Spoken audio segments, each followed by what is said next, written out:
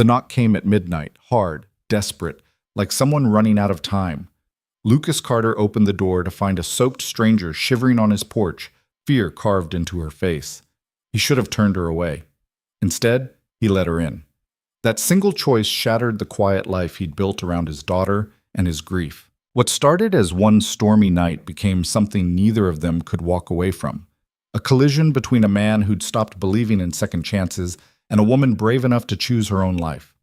This is their story. If you're watching, hit that like button and drop a comment with your city so I can see how far this story travels. Now let's begin. Lucas Carter had learned to live in straight lines. Wake up at 6. Coffee black, no sugar. Pack his daughter's lunch while she brushed her teeth upstairs. Peanut butter and grape jelly, apple slices, those little pretzels she liked shaped like stars. Drop her at school by 7:30, wave through the window until she disappeared inside. Drive to Morrison's auto shop where he'd worked for the past 11 years, longer than he'd been a father, longer than he'd been a widower. Work until the light died. Pick Emma up from after-school care. Dinner. Homework. Bedtime stories that always ended the same way with some version of, and they lived happily ever after, even though Lucas had stopped believing that part years ago. It wasn't much of a life, but it was predictable, safe. And after everything he'd lost, safe was enough. The knock came on a Thursday. Lucas had just gotten Emma to bed. She'd fought him on it. 8 years old and suddenly convinced she was too grown up for a 7:30 bedtime, insisting that Madison from her class stayed up until 9, and why couldn't she do the same? He'd won the argument by promising her an extra chapter of Charlotte's Web the next night and letting her keep the butterfly nightlight on, even though she claimed she didn't need it anymore. He'd kissed her forehead, turned off the overhead light, and pulled her door halfway closed the way she liked it. Downstairs, he'd poured himself a beer, the cheap kind, nothing fancy, and settled onto the couch with the remote. Some forgettable cop show played on the television, all dramatic music and impossible plot twists. He wasn't really watching. Mostly he was just sitting there, letting the noise fill the silence, waiting for the day to officially end so he could start the next one. The knock cut through the rain like a gunshot, 3 sharp raps against the front door. Lucas muted the TV and sat forward listening. For a second, he thought maybe he'd imagined it. The storm had been hammering the roof all evening, wind shaking the windows in their frames hard enough that he'd checked twice to make sure they were latched. The weatherman had called for heavy rain through the weekend, and so far he'd been right. It was the kind of night where you stayed inside, where you didn't go anywhere unless you absolutely had to. But then it came again, louder this time, more insistent. Not frantic, exactly, but urgent. The kind of knock that didn't plan on being ignored. Lucas set the beer down on the coffee table and stood. His first instinct was to glance upstairs, making sure Emma's light was still off. It was. Good. Whatever this was, he didn't want her involved. He crossed to the front door and flipped the porch light on, then hesitated with his hand on the deadbolt. It was past 11. Nobody knocked on doors at this hour unless something was wrong. And in a town like Millbrook, population barely 4,000, the kind of place where everyone knew everyone and nothing ever happened, wrong could mean a lot of things. He opened the door halfway, keeping his weight against it. A young woman stood on his porch, drenched to the bone. She couldn't have been more than 22, 23 at most. Dark hair plastered to her face and neck, hanging in wet ropes over her shoulders. Mascara running in thin black rivers down her cheeks. She wore a white blouse that clung transparent to her skin and jeans that looked like they weighed 10 pounds soaked through. No jacket, no purse, no umbrella. Just her, shivering so hard her teeth chattered audibly even over the sound of rain pounding the porch roof. "Please," she said. Her voice cracked on the word. "I need help." Lucas didn't move. Every instinct he had, every lesson learned from 3 years of raising a daughter alone in a world that didn't always make sense, told him to shut the door. Lock it, pretend he'd never answered in the first place. He didn't know this girl, didn't recognize her face, didn't recognize the desperation in her eyes, didn't know what kind of trouble followed someone who showed up like this at midnight, looking like they'd crawled out of a car wreck or run through the woods, or worse. But she took a half step forward, close enough that the porch light caught her face fully, and Lucas saw it then. The fear. Real, bone-deep fear. The kind that didn't come from getting caught in the rain or having a bad day. The kind that came from running. "I'm sorry," she stammered, wrapping her arms around herself in a useless attempt to stop the shivering. I didn't know where else to go. My car, it broke down about a mile back, maybe less, I don't know, and my phone's dead, and I've been walking, and I just... She stopped, gulping air like she'd forgotten how to breathe properly. Please, I just need to get warm. I'll leave as soon as the rain stops, I swear. I won't cause any trouble. Lucas looked past her into the darkness beyond the porch. No headlights on the road, no car idling at the curb. Just the rain coming down in heavy gray sheets and the black stretch of rural Oregon highway that ran past his property, empty and quiet except for the storm. He looked back at her. She was staring at him with wide eyes, waiting, shaking, soaked through and clearly exhausted, and so young she could have been someone's kid sister, someone's college roommate, someone's daughter. Lucas exhaled slowly through his nose. Come inside.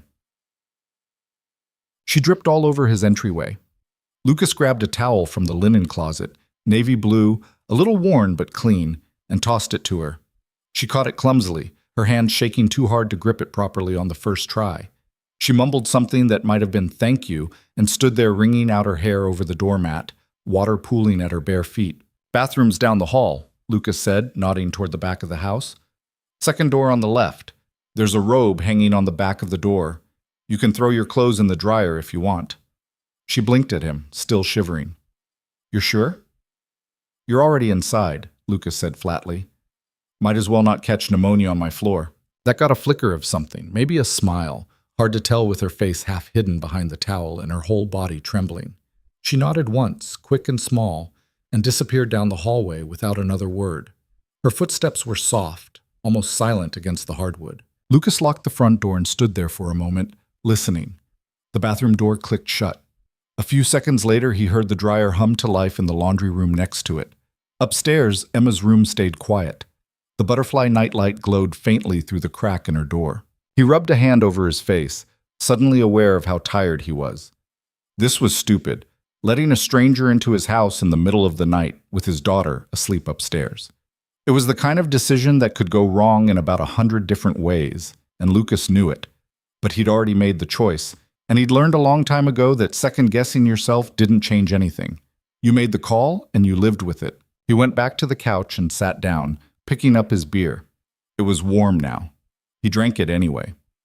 10 minutes later, she emerged from the hallway. The robe was way too big on her, the same navy blue terry cloth Lucas wore on the rare occasion he took an actual bath instead of just showering. It hung past her knees and swallowed her hands completely, the sleeves falling over her fingers. She'd pulled her wet hair into a loose, messy knot at the back of her neck, and without the rain and the panic and the smeared makeup, she looked even younger than he'd thought. Her face was pale, scrubbed clean, with dark circles under her eyes that spoke to more than just one bad night. Thank you, she said quietly, hovering near the edge of the living room like she wasn't sure if she was allowed to come in any further. Really, I didn't mean to just show up like this. I know it's late and you don't know me and... Sit, Lucas interrupted, gesturing at the armchair across from the couch. You want coffee? Tea? She hesitated, then moved carefully to the chair and sank into it, tucking her bare feet up underneath her. Tea would be great, if it's not too much trouble. Lucas didn't answer. He just stood and went into the kitchen, filling the kettle and setting it on the stove. He found 2 mugs in the cabinet, plain white, nothing fancy, and dropped tea bags into both. Black tea. The only kind he kept in the house because it was cheap and it worked. When the water boiled, he poured it and brought both mugs back to the living room. She took hers with both hands, wrapping her fingers around it like it was the only warm thing left in the world. For a few seconds, she just held it, staring down into the steam rising from the surface. I'm Lily, she offered after a long silence. Lucas. Lucas? She repeated it softly, like she was testing the shape of it in her mouth. Then she glanced around the room, taking in the worn couch with the sagging cushions, the stack of picture books on the coffee table, the framed drawing on the wall that Emma had made in first grade, all crooked lines and bright colors. Her eyes landed on the toy bin shoved into the corner near the TV, overflowing with stuffed animals and plastic dinosaurs. You have a kid. It wasn't a question, but Lucas nodded anyway. Daughter. She's 8. That's sweet. Lily's voice softened, went quieter. She looked down into her mug again. You're a good dad, letting a stranger in like this. Most people wouldn't. Most people have better sense, Lucas muttered. She looked up sharply, but he wasn't smiling, just watching her with that same flat, guarded expression he'd had since he opened the door. So what happened? He asked. Lily hesitated. Her fingers tightened around the mug, knuckles going white. Like I said, car trouble. Uh-huh.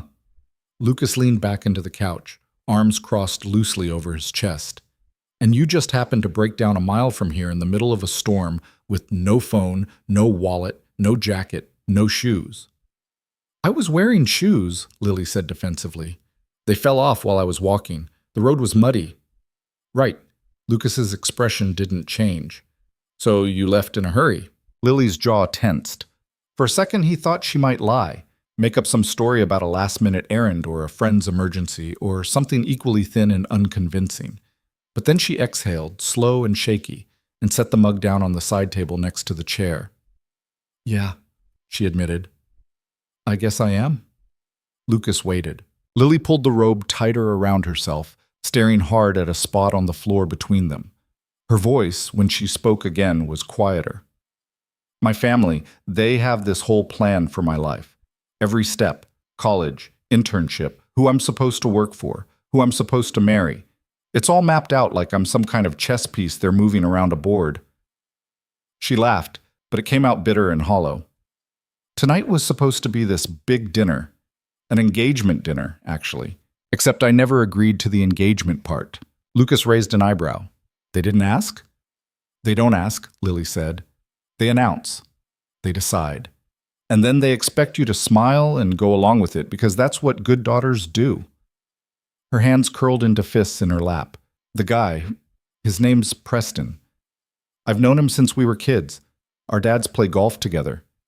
He's fine, I guess. Polite, rich, exactly the kind of person my parents think I should end up with. But you don't want him. I don't even know him, Lily said, her voice rising slightly. We've had maybe 5 real conversations in our entire lives. But that doesn't matter to them. What matters is that he's from the right family, he has the right connections, and marrying him fits into the plan they made for me before I was even old enough to have an opinion. Lucas studied her for a long moment. So you ran. So I ran. She looked up at him, eyes hard and bright with something that might have been anger or fear or both. I sat through the appetizers, I smiled, I nodded, and then I excused myself to the bathroom, walked out the back door of the restaurant, got in my car, and just drove. No plan, no destination, just away. Her voice cracked. And then the engine started smoking and I pulled over and it was raining and I didn't know what to do, so I just started walking until I saw your light. Lucas leaned forward, elbows on his knees. They're going to come looking for you. Probably. Lily's voice went small. Eventually. You got a phone? Dead, like I said. Charger? She shook her head. Left it in the car. I wasn't exactly thinking clearly. Lucas grunted. He picked up his own mug, coffee, gone cold, and drained what was left of it. When he set it back down, he looked at her directly. You can stay tonight, he said. Couch pulls out into a bed. In the morning, I'll take a look at your car, see if it's something I can fix. After that, you're on your own. Clear? Lily's shoulders sagged with relief so visible it was almost painful to watch. Thank you. Don't thank me yet, Lucas said. You're still soaking wet and stranded in the middle of nowhere with no phone and a busted car. She smiled, small but genuine. Yeah, but at least I'm not alone. Lucas didn't know what to say to that, so he didn't say anything. He just stood, gathered the mugs, and went back into the kitchen to rinse them out. Behind him, Lily stayed curled up in the chair, staring at nothing. Lucas woke to the smell of coffee and the sound of someone moving around in his kitchen. For a split second, half asleep, brain still foggy, he thought it was Sarah, that he'd open his eyes and find her there the way she used to be, barefoot in her pajamas, humming some song he didn't know the name of while she made breakfast. But then reality crashed back in, the way it always did. Sarah was gone. Had been for 3 years. And whoever was in his kitchen wasn't her. Lucas sat up fast, heart pounding, and swung his legs out of bed. The clock on the nightstand read 6:07 a.m. He grabbed a t-shirt from the chair by the door, pulled it on, and headed downstairs, still barefoot, moving quietly out of habit. When he rounded the corner into the kitchen, it wasn't Emma at the stove. It was Lily. She stood at the counter in his oversized robe, pouring coffee into 2 mugs like she'd done it 100 times before. Her hair was still damp from the night before, twisted into a messy braid that hung over one shoulder. She looked up when he appeared in the doorway and froze, eyes going wide. "Oh," she said quickly. "I'm sorry. I didn't mean to wake you. I couldn't sleep, and I figured, I don't know, I thought maybe I could make myself useful. But if this is weird, I can just—" "Where's Emma?" Lucas cut in, voice still rough from sleep. Lily blinked. "Still asleep, I think. I haven't heard anything from upstairs." Lucas exhaled, some of the tension draining out of his shoulders. He scrubbed a hand over his face, trying to shake off the last of the grogginess. "Right. Sorry. You thought I was a threat," Lily finished for him. Her mouth quirked into a small, wry smile. "I get it. Single dad, random stranger in your house. You're allowed to be paranoid." Lucas didn't argue with that. He just crossed to the coffee pot and poured himself a cup, adding nothing to it. Black and strong, the way he always drank it. They stood in silence for a moment, both nursing their mugs. "I made eggs," Lily said eventually, nodding toward the stove where a pan sat with scrambled eggs, still steaming slightly. "And toast. I wasn't sure what Emma likes, so I kind of just made what I would eat, if that's okay." "She'll eat it," Lucas said. He glanced at the clock on the microwave. "She's not picky." "Good." Lily hesitated, shifting her weight from one foot to the other. "I can leave before she wakes up if you want. I don't want to confuse her or make things awkward or—" "Stay," Lucas said. The word came out sharper than he meant it to, and he softened his voice. "I mean, you're already here. Might as well eat something before you go." Lily nodded slowly, looking uncertain. "Okay." Upstairs, a door creaked open. Then footsteps. Small, quick, familiar. Lucas set his mug down. "That's her." A moment later, Emma appeared at the top of the stairs in her pink pajamas, blonde hair sticking up in every direction, clutching her stuffed rabbit under one arm. She stopped halfway down when she saw Lily standing in the kitchen. "Who's that?" she asked, looking at her dad. "This is Lily," Lucas said evenly. "Her car broke down last night, so she stayed here. She's just having breakfast with us, then she's leaving." Emma studied Lily with the kind of blunt, shameless curiosity that only 8-year-olds could pull off. "Why are you wearing Daddy's robe?" Lily laughed softly, and the sound was warm and a little embarrassed. "Because my clothes were all wet from the rain. I promise I'll give it back." Emma seemed to accept this without question. She padded the rest of the way down the stairs and climbed into her usual chair at the kitchen table, setting the rabbit down next to her plate. "Are those eggs?" "Scrambled," Lily confirmed. "Want some?" "With cheese?" "I can add cheese." Emma grinned, bright and easy. "Okay, thanks." Lucas watched the whole exchange from where he stood by the counter, something uncomfortable twisting in his chest. It was too easy, too natural, like Lily had always been there, like she belonged in his kitchen making breakfast and talking to his daughter like they were old friends. He told himself it didn't matter. She'd be gone in an hour, maybe 2.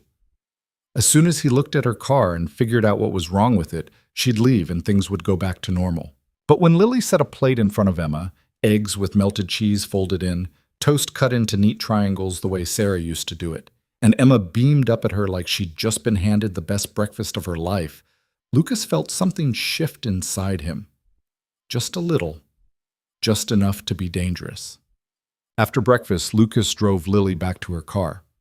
Emma had wanted to come along, but Lucas told her no. She had school, and besides, it was just a quick trip to check out a broken-down car. Nothing exciting. She'd pouted for about 30 seconds before Lily promised to braid her hair again when they got back, and that had been enough to win her over. Now Lucas and Lily sat in his truck, driving the 1.5 miles down Highway 18 in silence. The rain had stopped sometime during the night, but the sky was still heavy and gray, clouds sitting low over the hills. The road was slick, puddled in places where the drainage wasn't great. "There," Lily said, pointing ahead. Her car sat on the shoulder at an awkward angle, front end tilted slightly toward the ditch. A late-model sedan, decent condition from what Lucas could see, silver paint streaked with mud and rainwater. The hood was still popped from where she must have opened it the night before, trying to figure out what was wrong. Lucas pulled up behind it and killed the engine. He grabbed his toolbox from the truck bed and walked around to the front of her car, Lily trailing a few steps behind. He leaned over the engine, checking hoses and fluid levels, looking for anything obvious. After a minute, he straightened and wiped his hands on a rag he'd pulled from his back pocket. "Radiator's cracked," he said. "You blew a gasket, too, probably from overheating. Looks like it's been leaking coolant for a while." Lily's face fell. "Can you fix it?" "Not here." Lucas closed the hood with more force than necessary. "I can tow it back to the shop, order the parts I need, but it'll take a few days, maybe a week, depending on what else I find once I get it up on the lift." "A week," Lily repeated. Her voice had gone hollow. "Yeah." She turned away from him, staring out at the empty highway. A truck rumbled past, spraying water from its tires. "I don't have a week." Lucas hesitated. "You got somewhere you need to be?" "No." She laughed, but there was no humor in it, just bitterness. "That's the problem. I don't have anywhere to be. No plan, no backup, no money for a hotel, no—" She stopped herself, shaking her head hard. "God, I'm such an idiot." "You're not an idiot," Lucas said quietly. Lily glanced back at him, surprised. "You're just scared," he continued.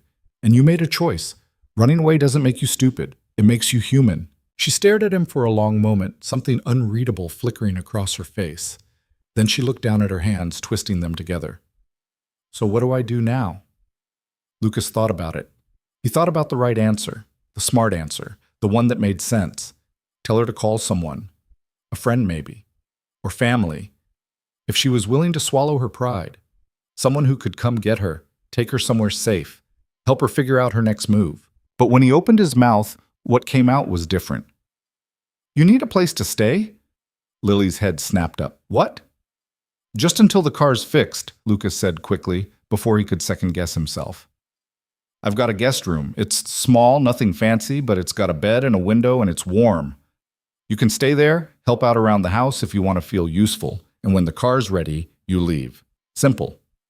"Lucas, I'm not asking you to move in," he interrupted. "I'm offering you a roof and a week to figure out your next move. That's it. No strings." Lily stared at him like he'd just suggested something completely insane.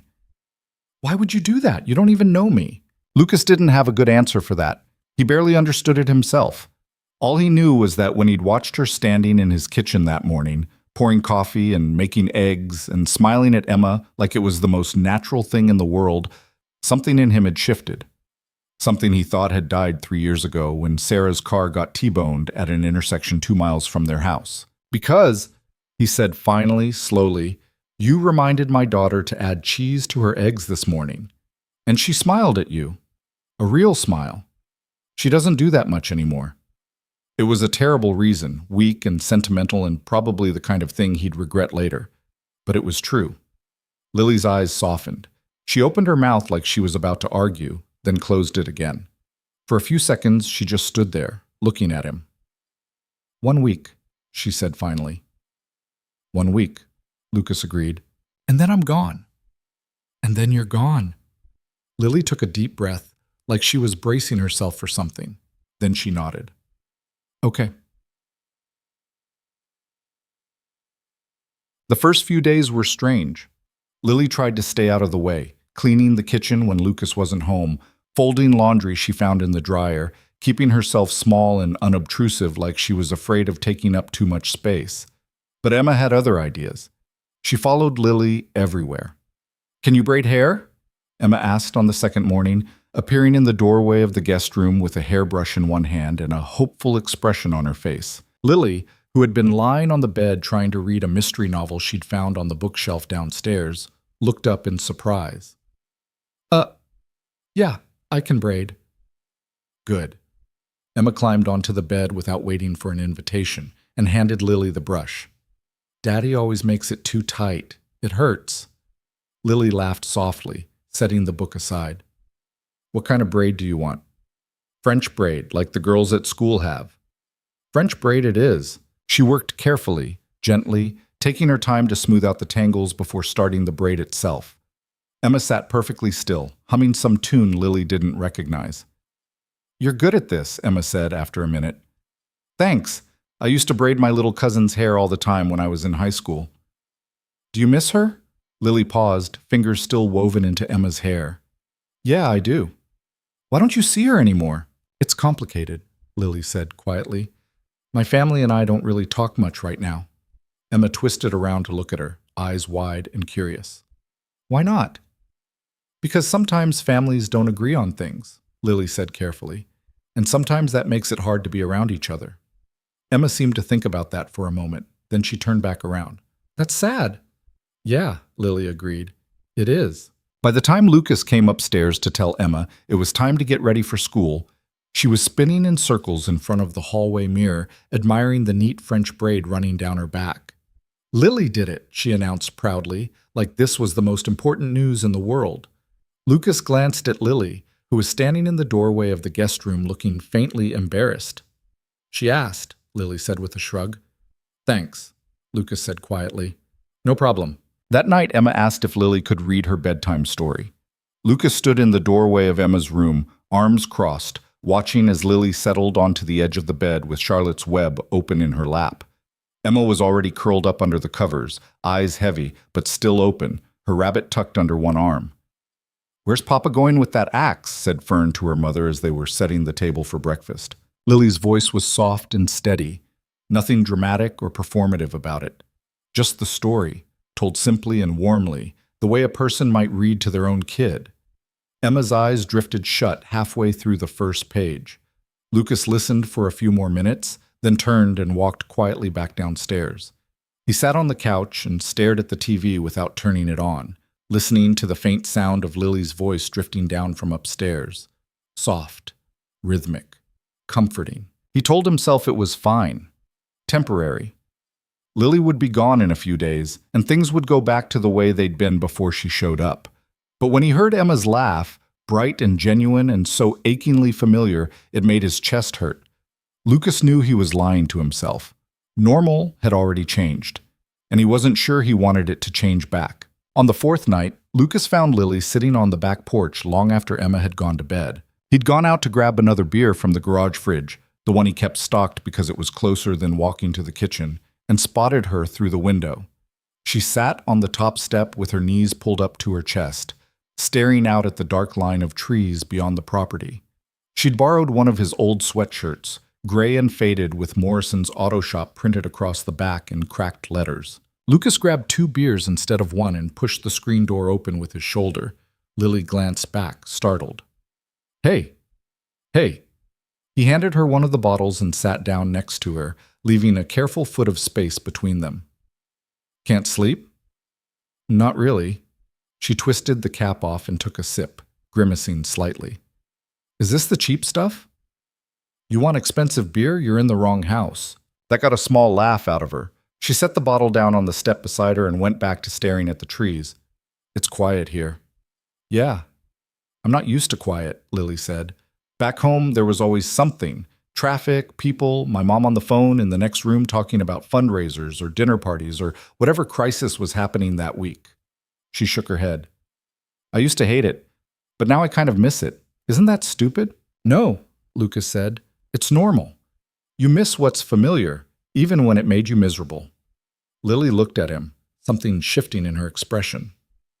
Is that what happened with you? What do you mean? Emma said her mom died, Lily said quietly. I'm sorry, I didn't want to pry, but she mentioned it when we were doing her hair this morning. She said you don't talk about her much. Lucas took a long pull from his beer, buying himself time. He didn't talk about Sarah, not with Morrison, not with the other guys at the shop, not with anyone. It had been 3 years and people had stopped asking, which suited him fine. But sitting here in the dark with Lily, a stranger who somehow didn't feel like a stranger anymore, he found the words coming easier than they should have. Car accident, he said finally. 3 years ago. She was driving home from her shift at the hospital. She was a nurse. And some guy ran a red light doing 60 in a 35 zone. He stared down at the bottle in his hands. Killed her instantly. The other driver walked away without a scratch. Jesus, Lily breathed. Emma was 5. She stopped talking for almost 6 months after it happened. Lucas's voice went rough. Just completely shut down. Wouldn't say a word. The doctor said it was trauma, that she'd talk when she was ready, but I didn't know if she ever would be. And then one morning she woke up and asked me what was for breakfast like nothing had ever happened. That must have been terrifying. It was. Lucas looked up at the stars scattered across the sky. Still is sometimes. I keep waiting for the other shoe to drop, for something else to go wrong. Lily was quiet for a moment. Then she said, "Is that why you let me stay?" Lucas turned to look at her. "What?" "You said it was because Emma smiled at me. But I think maybe it's also because you're scared of what happens if you say no to something." Lily met his eyes. Like if you turn away one person who needs help, the universe might decide you don't deserve help either when you need it. Lucas felt something tighten in his chest. "You take psychology in college or something?" "Architecture, actually, but I read a lot." She smiled faintly. "And I'm good at seeing things people don't say out loud." "Yeah, well." Lucas drained the rest of his beer and set the empty bottle down harder than necessary. "Maybe don't psychoanalyze the guy giving you free room and board." "I'm sorry." Lily's smile faded. "I didn't mean—" "It's fine." Lucas stood, brushing off his jeans. "I'm going to bed. Don't stay out here too late." He was halfway to the door when Lily spoke again. "Lucas?" He stopped but didn't turn around. "Thank you," she said softly, "for letting me stay, for not asking too many questions, for just being kind when you didn't have to be." Lucas's hand tightened on the door handle. "Get some sleep, Lily." He went inside before she could say anything else. But later, lying in bed staring at the ceiling, he kept thinking about what she'd said, about being scared of saying no, about waiting for the universe to punish him for one wrong move. Maybe she was right, or maybe he was just tired of being alone. The next morning, Emma announced at breakfast that she wanted Lily to come to her school's fall festival. "It's this Saturday," Emma said, stabbing her fork into her scrambled eggs with more enthusiasm than the task required. "There's games and face painting and a bake sale, and Mrs. Henderson said we could bring our families." Lucas looked up from his coffee. "We go every year, Em, you know that." "I know, but Lily's never been." Emma turned to Lily with wide, hopeful eyes. "You should come. It's really fun." Lily glanced at Lucas, clearly uncertain. "I don't want to intrude on family stuff." "You're not intruding," Emma said immediately. "Right, Daddy?" Lucas hesitated. He should say no. Should remind Emma that Lily was only here temporarily, that she'd be leaving soon, that getting too attached was a bad idea for everyone involved. But Emma was looking at him with that same bright expression she'd had when Lily braided her hair, when Lily read her a bedtime story, when Lily made her eggs with cheese the way she liked them. "She can come if she wants," Lucas said finally. Emma let out a little squeal of excitement. "Yes, this is going to be so fun! We can get funnel cake and play the ring toss, and oh, you have to try the apple cider. It's the best." Lily laughed, and the sound was warm and genuine. Okay, I'm in." "Yay!" Emma bounced in her seat. "This is the best Saturday ever, and it's not even Saturday yet." Lucas watched them both, something twisting uncomfortably in his chest again. He told himself it was fine. One festival. One afternoon. It didn't mean anything. But even as he thought it, he knew he was lying. Saturday came too fast. Lucas spent the morning working on Lily's car at the shop, waiting for parts that still hadn't arrived, and trying not to think about how easily she'd folded into their lives. Emma had talked about nothing but the festival all week, planning out every detail like they were going to Disneyland instead of the elementary school parking lot. When he got home just after noon, Lily was in the kitchen making sandwiches while Emma sat at the table coloring. "We're having a picnic," Emma announced without looking up from her drawing. "Lily said we should eat before we go so we don't spend all our money on food." "Smart," Lucas said, glancing at Lily. She shrugged, looking almost embarrassed. "My mom used to do that. Make us eat first so we wouldn't blow the budget on overpriced hot dogs." "Your mom sounds practical." "She was a lot of things," Lily said quietly. Then she shook her head like she was shaking off the thought. "Anyway, sandwiches are ready if you want to eat."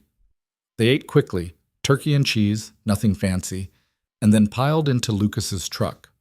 Emma insisted Lily sit in the front, which meant Lucas spent the entire 15-minute drive hyper-aware of her sitting next to him.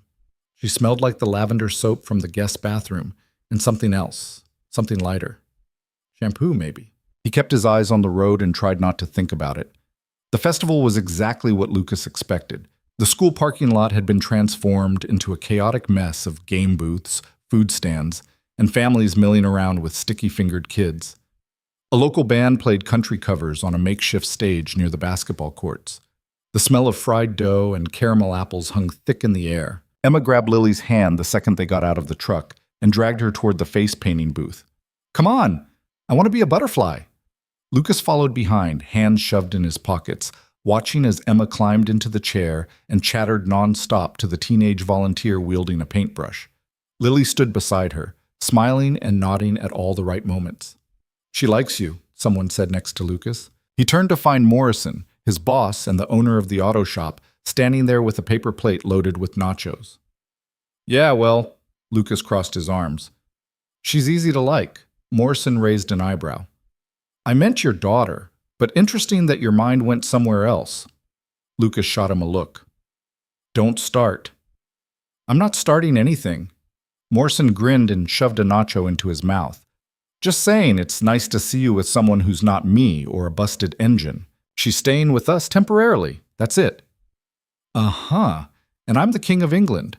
Morrison clapped him on the shoulder. "Look, man, I'm not going to give you grief.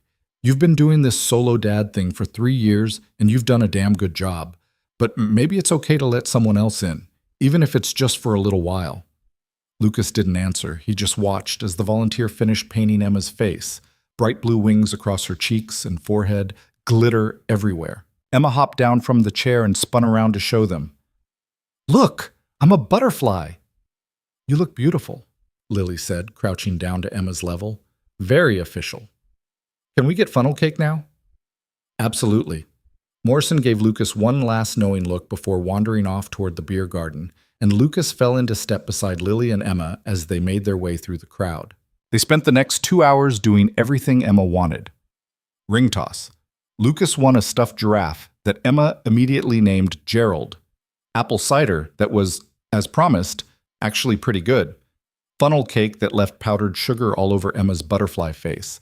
A relay race that Lily somehow got roped into running, laughing so hard she nearly tripped over her own feet. Lucas stood on the sidelines and watched, and for the first time in longer than he could remember, he felt something other than the constant low hum of grief and exhaustion that had become his baseline. He felt light. As the sun started to dip lower in the sky and the crowd began to thin out, Emma tugged on Lucas's sleeve. "Daddy, can we stay for the bonfire, please?" Lucas glanced at Lily. "You good with that?" "Sure," Lily said. "I'm having fun." So they stayed. The bonfire was set up in the field behind the school, a massive pile of wood and brush that someone lit just as the last light faded from the sky. Families gathered around on blankets and lawn chairs, kids running wild with glow sticks while parents drank beer from red Solo cups. Lucas spread out an old blanket he kept in the truck, and they sat, Emma between him and Lily, leaning against Lily's shoulder as the fire crackled and popped in front of them. "This is nice," Lily said softly. "Yeah," Lucas agreed. Emma yawned, her butterfly wings smudged now, glitter stuck in her hair. "I'm tired."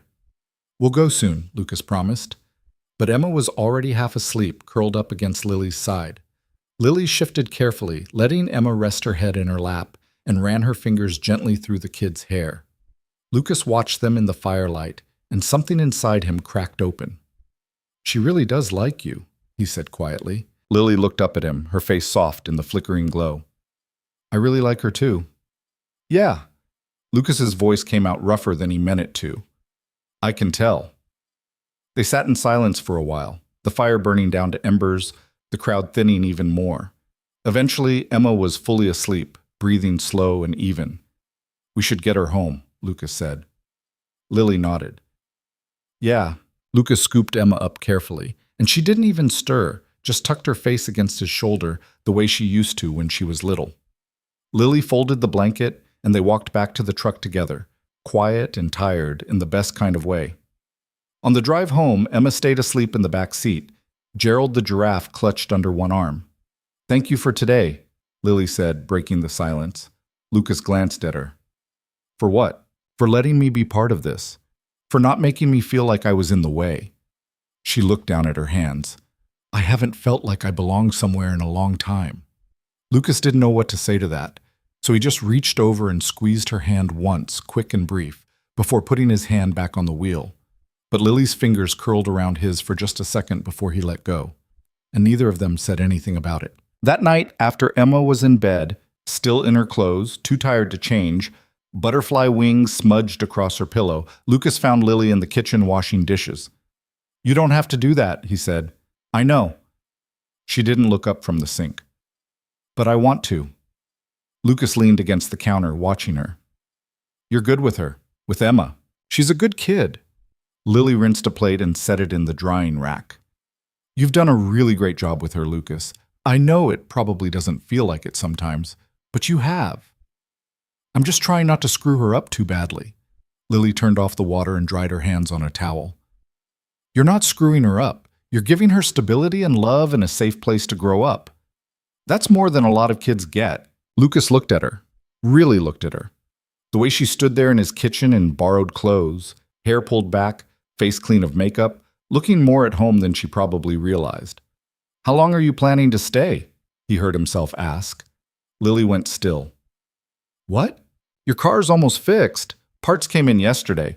I could have it running by Monday if I push."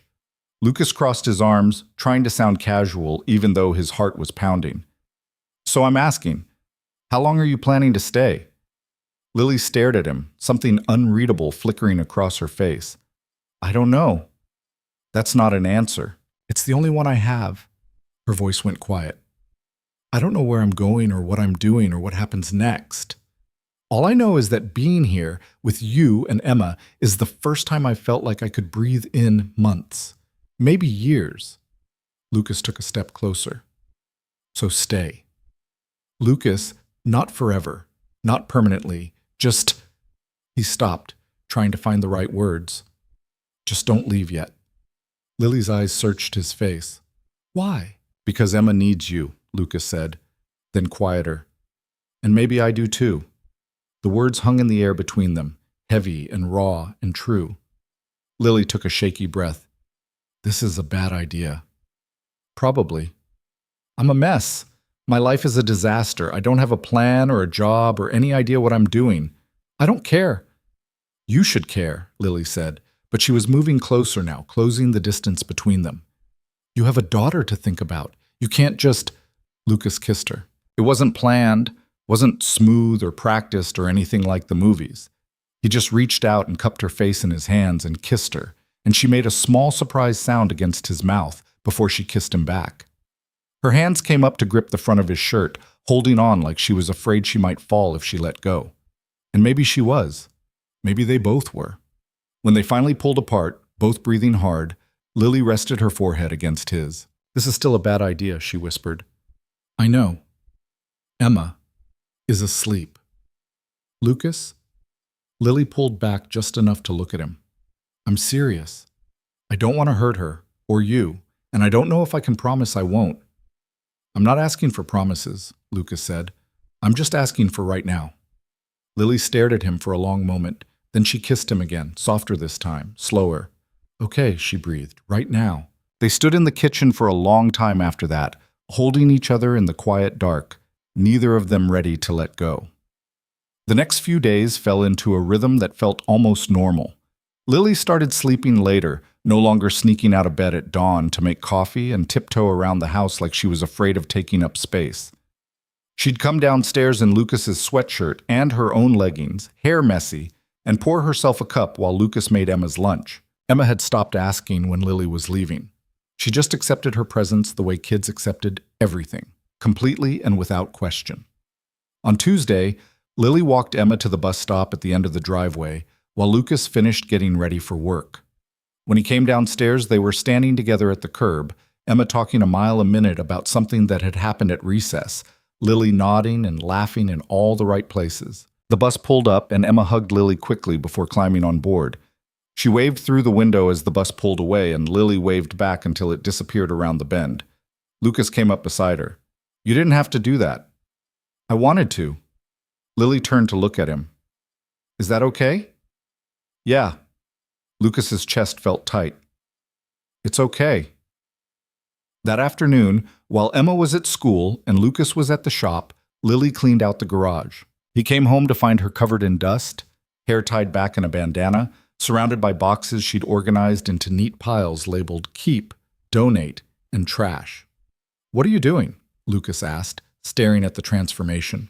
Lily wiped sweat from her forehead, leaving a streak of dirt behind. "Your garage was a disaster. I figured since I'm staying here rent-free, the least I could do is make myself useful." "You didn't have to?" "I know." She cut him off with a small smile. "But I wanted to. Besides, I found some of Emma's old toys in the back. Thought maybe she'd want to go through them." Lucas looked at the boxes, at the cleared space where his workbench was now actually visible, at Lily standing there looking proud and a little embarrassed. "Thank you," he said quietly. "You're welcome." That night, Emma did go through the boxes. She found her old baby blanket, a set of building blocks she'd forgotten about, and a framed photo of her and Sarah that had been packed away after the funeral. She held the photo for a long time, tracing her finger over her mother's face. "Do you miss her?" Lily asked gently. Emma nodded. "Every day. I bet she was wonderful." "She was." Emma looked up at Lily. "But I'm glad you're here too. Is that okay?" Lily's eyes went bright with tears. "Yeah, sweetheart, that's more than okay." Lucas watched from the doorway, his throat tight, and wondered how the hell he was supposed to let this go when the time came. On Thursday night, Lily's phone buzzed. She'd finally charged it a few days earlier, letting it sit plugged in on the nightstand in the guest room. She hadn't turned it on, hadn't wanted to deal with whatever messages were waiting. But tonight, maybe out of guilt or curiosity or some combination of both, she powered it on. It took less than 30 seconds for the notifications to flood in. 43 missed calls, 67 text messages, 12 voicemails, all from her parents, most from her mother. Lily sat on the edge of the bed and scrolled through them, her stomach sinking with every swipe. "Where are you? This is unacceptable. Call me immediately. Your father is furious. You're embarrassing the entire family. Lily Marie Harper, answer your phone right now." The voicemails were worse. Her mother's voice, clipped and cold, demanding she come home and stop this childish tantrum. Her father, quieter but somehow more menacing, telling her she was throwing away her future over nothing. Preston had left 2 messages, both formal, both detached, like he was reading from a script someone had handed him. Lily deleted them all without listening to the end. But the last text, sent just this morning, made her freeze. "We know where you are. This ends now." Her hand started shaking. There was a soft knock on the door, and then Lucas's voice. "You okay in there?" Lily stood quickly, shoving the phone into her pocket. "Yeah, fine." The door opened a crack, and Lucas stuck his head in. "You sure? You look—" "I'm fine," Lily said again, but her voice cracked. Lucas stepped fully into the room, closing the door behind him. "What happened?" "Nothing, just—" She pulled the phone back out and handed it to him. "My parents, they've been calling." Lucas scrolled through the messages, his jaw tightening. "This is from today." "Yeah." "You think they actually know where you are, or are they just trying to scare you?" "I don't know." Lily wrapped her arms around herself. "Maybe both." Lucas handed the phone back. "What do you want to do?" "I don't know that either." Lily sank back down onto the bed. "Part of me wants to just turn it off again and pretend I never saw any of it. But the other part—" She stopped, shaking her head. "I can't run forever." "You're not running," Lucas said. "You're figuring things out." "Is there a difference?" "Yeah, there is." He sat down next to her, close but not touching. "Running means you're scared and you don't know where you're going. Figuring things out means you're scared, but you're still moving forward." Lily looked at him. "And which one do you think I'm doing?" "I think you're doing both," Lucas said honestly. "And I think that's okay." Lily's eyes filled with tears. "I don't want them to find me, not yet. I'm not ready." "Then we make sure they don't." "Lucas." "I mean it." His voice was firm. "You want to stay, you stay. They show up here, I'll deal with it. You can't just— Watch me." Lily stared at him, something breaking open in her chest. "Why are you doing this?" Lucas reached out and tucked a piece of hair behind her ear, his touch gentle. "Because you matter. To Emma. To me. And I'm not letting anyone take you away before you're ready to go." Lily leaned forward and kissed him, hard and desperate, and Lucas kissed her back with the same intensity. When they finally broke apart, Lily was crying. "I'm so scared," she whispered. "I know." Lucas pulled her against his chest, holding her tight. "But you're not alone. Not anymore." They stayed like that for a long time, wrapped up in each other in the quiet guest room, while outside the night stretched on, and somewhere out there, Lily's old life kept spinning without her. But for now, she was here. And for now, that was enough. Friday morning started with rain again. Lucas woke to the sound of it hammering against the roof, steady and relentless, the kind of downpour that turned the driveway into a river and made the whole world feel smaller. He lay there for a minute, staring at the ceiling, listening to the water rush through the gutters outside his window. Downstairs he could hear movement. Lily, probably. She'd been getting up earlier this week, making coffee before he came down, like she was trying to establish some kind of routine that didn't revolve entirely around him and Emma. He pulled on jeans and a t-shirt and headed downstairs. Lily stood at the kitchen window with her hands wrapped around a mug, watching the rain. She'd borrowed another one of his sweatshirts, this one dark blue with a faded Nike logo, and her hair was pulled into a messy knot at the back of her head. She didn't turn around when he came in, just kept staring out at the gray morning. "You okay?" Lucas asked. "Yeah." Her voice was quiet. "Just thinking." Lucas poured himself coffee and leaned against the counter. "About what?" Lily was quiet for a long moment. Then she said, "My car's ready, isn't it?" Lucas's chest tightened. "Yeah, finished it yesterday. And you didn't tell me." "No."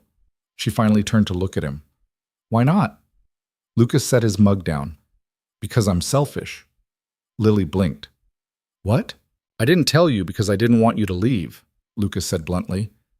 "Because the last 2 weeks have been—" He stopped, searching for the right words. "They've been good. Better than good. And I know that's not fair to you, keeping that information from you, but I did it anyway."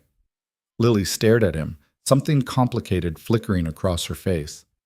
"Lucas, I'm not asking you to stay," he interrupted. "I'm just telling you the truth. Your car's ready. You can leave whenever you want. But I hope you don't." The silence stretched between them, heavy with everything they weren't saying. Then Lily crossed the kitchen and kissed him. It was different from the other times, slower, more deliberate, like she was trying to memorize the shape of his mouth, the taste of coffee on his lips, the way his hands came up to cup her face. When she pulled back, her eyes were bright. "I don't want to leave either." "Then don't. It's not that simple."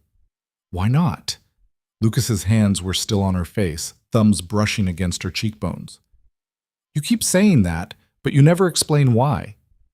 Lily stepped back, wrapping her arms around herself. "Because my parents aren't going to just let this go.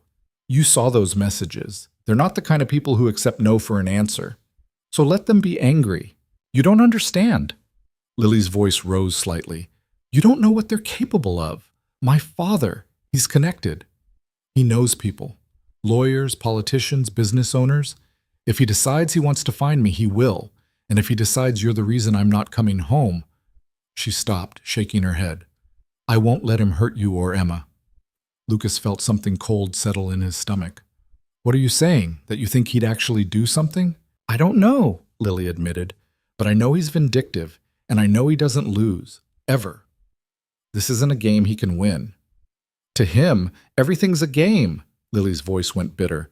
"And he always wins because he changes the rules until he does." Lucas crossed his arms.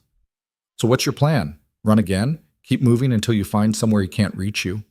"I don't have a plan," Lily snapped. Then quieter, "I never have a plan. That's the whole problem." "Then make one." Lucas's voice was firm. "Stop reacting and start deciding what you actually want." "I want to stay here," Lily said, the words coming out raw and desperate. "I want to wake up in this house and drink coffee in this kitchen and help Emma with her homework and—" She stopped, blinking back tears. "I want to be with you. But wanting something doesn't make it possible." "It's a start," Lucas said. Lily laughed, but there was no humor in it. "Is it? Because from where I'm standing, it feels like wanting something I can't have is just setting myself up to lose it." Lucas wanted to argue, wanted to tell her she was wrong, that they could figure this out, that love, and yeah, maybe that's what this was enough. But before he could say anything, Emma's voice called down from upstairs, "Daddy, is it a school day?" Lucas closed his eyes briefly.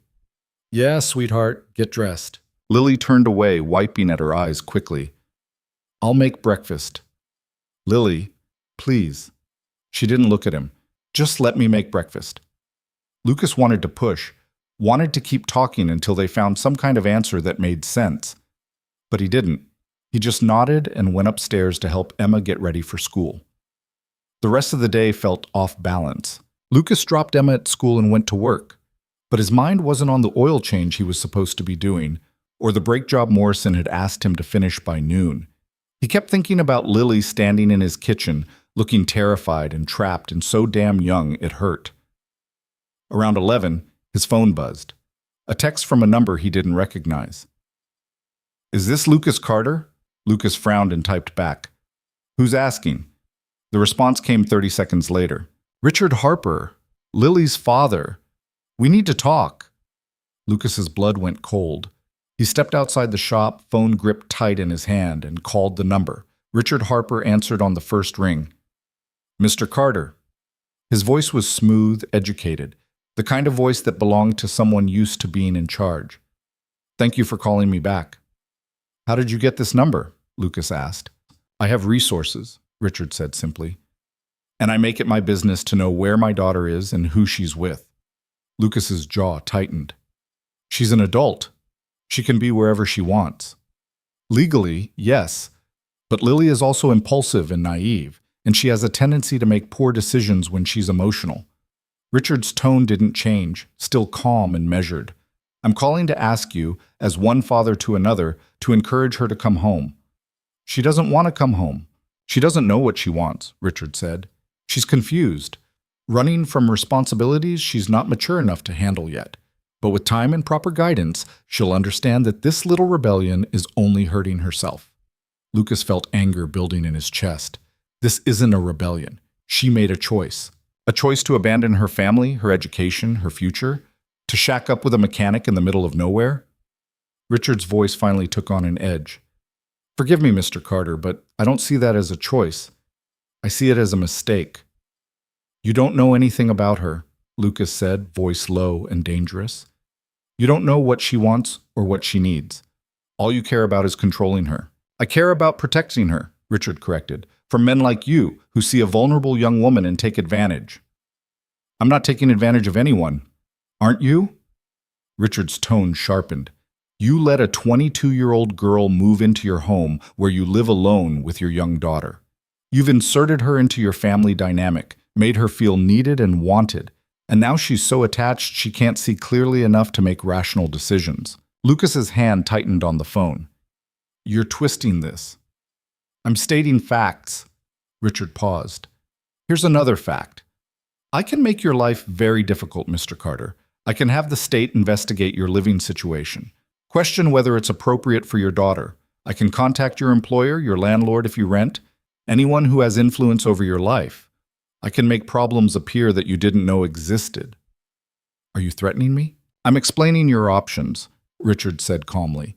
"You can encourage Lily to come home voluntarily, today, and we can all move on from this unfortunate incident. Or you can continue to harbor her, and I will use every resource at my disposal to remove her from your influence and ensure that you face consequences for your actions." Lucas felt rage boiling in his veins, but he forced himself to stay calm. "And if I do what you want, if I convince her to go back, then this conversation never happened. You go back to your quiet life, I go back to mine, and Lily gets the help she needs to move past this phase." "She's not a phase," Lucas said through gritted teeth. "To you, perhaps not. But to her future, yes, she is." Richard's voice went cold. "You have until tomorrow evening. After that, I take action. Do we understand each other?" Lucas wanted to tell him to go to hell, wanted to throw the phone against the wall and drive home and tell Lily they'd figure this out together no matter what her father tried. But he had Emma to think about. Emma, who'd already lost one parent and couldn't afford to lose the stability she had left. "I understand," Lucas said finally. "Good." Richard hung up without another word. Lucas stood in the parking lot, staring at his phone, feeling like he'd just been punched in the stomach. He didn't go back inside right away. He just stood there in the rain that had started falling again, trying to figure out what the hell he was supposed to do. When Lucas got home that afternoon, Lily was in the garage. She'd set up a small workspace in the corner, sketch paper spread across an old folding table, pencils and erasers scattered around. She was bent over a drawing, so focused she didn't hear him come in. Lucas stood in the doorway and watched her for a moment. She'd drawn the house again, but this time it was different, more detailed. She'd added the garden boxes Emma had insisted on, the crooked shutter on the second floor that Lucas kept meaning to fix, the tire swing hanging from the oak tree in the backyard that had been there since before Sarah died. She'd drawn their home, not just the building, but what it felt like. "That's really good," Lucas said quietly. Lily jumped, dropping her pencil. "Jesus, you scared me." "Sorry." Lucas stepped into the garage. "Didn't mean to sneak up on you." Lily gathered up the sketch quickly, like she was embarrassed. "It's just something to do. Keeps my hands busy." Lucas picked up one of the other drawings, a detailed elevation of what looked like a small cottage with large windows and a wraparound porch. "You're talented. I'm out of practice." Lily set the papers down and turned to face him. "Is everything okay? You look, I don't know, tense." Lucas debated lying, debated pretending the call with Richard Harper had never happened, but he was tired of pretending. "Your father called me today," he said. Lily went very still. "What?" "He got my number somehow, called me at work." Lucas crossed his arms. "Told me I had until tomorrow night to convince you to go home, or he'd make my life hell. His words, more or less." Lily's face drained of color. "Oh my God, Lucas, I'm so sorry. I didn't think... I should have known he'd do something like this." "It's not your fault." "It is." Lily's voice broke. "This is exactly what I was afraid of. He's going to ruin everything. He's going to..." She stopped, pressing her hands against her face. "What did he say? Specifically?" Lucas told her. All of it. The threats, the timeline, the thinly veiled implications about Emma's safety and Lucas's fitness as a parent. By the time he finished, Lily was shaking. "I have to go," she said. "What? No." "Lucas, you heard what he said. He'll go after Emma. He'll make up some story about you being unfit, and he'll use his connections to make it stick." Lily's eyes were wild with panic. "I can't let that happen. I won't." "He's bluffing." "He's not," Lily said firmly. "My father doesn't bluff. If he says he'll do something, he does it, and he has the money and the power to make it happen." Lucas grabbed her shoulders, forcing her to look at him. "Listen to me. I'm not letting you go back there. Not to him. Not to that life. You don't have a choice." "There's always a choice." "Not when the other option is losing your daughter." Lily's voice rose, echoing in the small space. "Don't you get it? He'll take Emma away from you. He'll destroy everything you've built here. And for what? For me? I'm not worth that." "Yes, you are," Lucas said fiercely. "You're absolutely worth that." Lily's eyes filled with tears. "You can't possibly mean that." "I do." Lucas pulled her against him, holding her tight even as she tried to pull away. "I know we haven't known each other long. I know this whole thing is crazy and complicated and probably a disaster waiting to happen. But I also know that you matter. To me. To Emma. And I'm not just going to hand you over to someone who treats you like property." Lily was crying now, her face pressed against his chest. "I don't know what to do." "We figure it out together," Lucas said. "We call his bluff. Or we get you a lawyer. Or I don't know, we do something, but we don't just give up." "What if he follows through?" Lily's voice was muffled against his shirt. "What if he really does try to take Emma?" "Then we fight him," Lucas said simply, "and we win." Lily pulled back just enough to look at him. Her face was blotchy and wet, mascara smeared under her eyes. "You don't know him. You don't know what he's capable of." "And he doesn't know me," Lucas said. "He thinks I'm just some small-town mechanic he can intimidate. But I've lost everything that mattered once before. And I survived it. I'm not afraid of him." Lily searched his face. "You should be." "Maybe." Lucas wiped tears from her cheeks with his thumbs. "But I'm more afraid of letting you go." Lily let out a shaky breath. Then she kissed him, desperate and clinging, like she was trying to hold on to something she knew she couldn't keep. Lucas kissed her back with everything he had, When they finally broke apart, Lily rested her forehead against his. I don't want to go. Then stay. For how long? As long as you want. Lily closed her eyes. What about Emma? What do we tell her? The truth, Lucas said, that you're staying, that this is real, that we're figuring it out. And if my father shows up, then I'll deal with it. Lily opened her eyes, looking at him with something that might have been hope or terror or both. You promise? I promise. She kissed him again, softer this time. Okay. Okay. They stood there in the garage for a long time, holding each other while the rain poured down outside, and somewhere in the distance, a storm that had nothing to do with weather gathered strength. That night, after Emma had gone to bed, Lucas and Lily sat at the kitchen table with a bottle of whiskey between them. Neither of them was much of a drinker, but tonight felt like the kind of night that called for something stronger than beer. So what's the actual plan? Lily asked, nursing her glass. Because we'll figure it out isn't really a plan. Lucas took a sip and grimaced at the burn. First thing Monday, we get you a lawyer. Find out what your options are. See if there's any way to get your father to back off legally. He'll just hire better lawyers. Maybe. But at least we'll know where we stand. Lucas set his glass down. And in the meantime, we document everything. Every call, every text, every threat. Build a case that he's harassing you. Lily nodded slowly. That could work? Maybe. You don't sound convinced. I'm not, Lily admitted.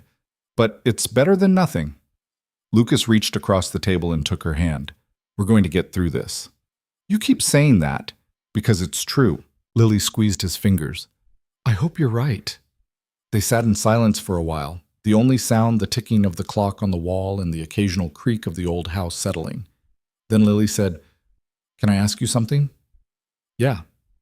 Why are you doing this? She looked at him directly. Really, not the version you tell yourself or the version that sounds good, the real reason. Lucas was quiet for a long moment, thinking.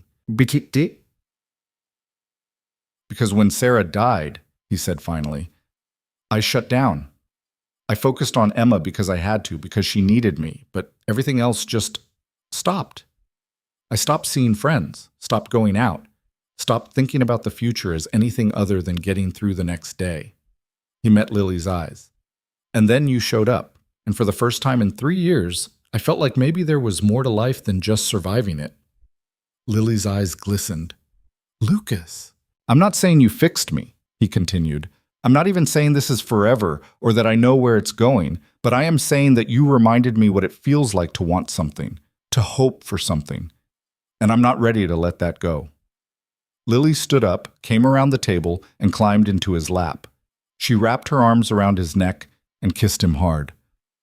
I'm falling in love with you, she whispered against his mouth, and that terrifies me. Lucas's heart stumbled. Yeah? Yeah. Good. Kissed her again, because I'm falling in love with you too. They stayed like that for a long time, wrapped up in each other at the kitchen table, the whiskey forgotten, the world outside temporarily held at bay. The next morning, Lily's phone rang. She'd left it on the counter, and when it started buzzing, both she and Lucas froze. The screen lit up with a single name, Mother. Lily stared at it, her hand hovering over the phone like she was afraid it might burn her. You don't have to answer, Lucas said. I know. But she picked it up anyway. She hit answer and put it on speaker. Lily. Her mother's voice was cold and clipped. Where are you? Somewhere safe, Lily said carefully.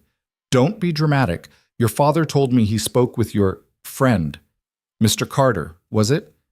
Lucas's jaw tightened, but he didn't say anything. I'm calling to give you one last chance to end this nonsense, her mother continued. Come home today. Apologize to Preston and his family. We'll say you had a nervous breakdown, needed some time to clear your head. No one has to know the details. I'm not coming home, Lily said. There was a pause. Then, excuse me? I said I'm not coming home. Not today. Not ever. Lily's voice was shaking but firm. I'm done letting you and Dad control my life. You're being childish, maybe. But it's my choice to make. Lily Marie Harper, you listen to me. No. Lily cut her off. You listen to me. I spent 22 years doing everything you asked.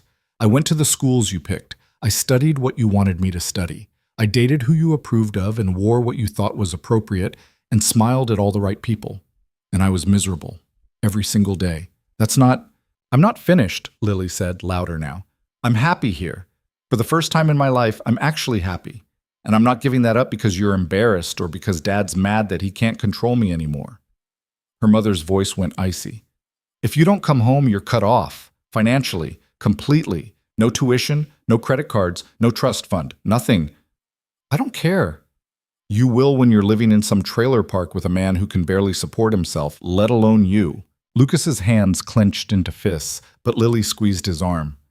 I'd rather be poor and happy than rich and miserable, Lily said. And Lucas is a better man than anyone you or Dad ever introduced me to.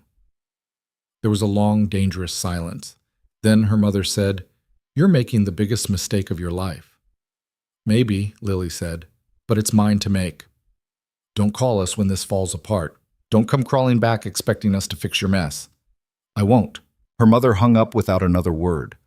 Lily set the phone down, her hand shaking so badly she nearly dropped it. Lucas pulled her into his arms. You okay? No, Lily's voice broke. But I will be. Lucas held her while she cried, and outside the window the sun broke through the clouds for the first time in days. That afternoon, Emma came home from school with a Valentine's Day project.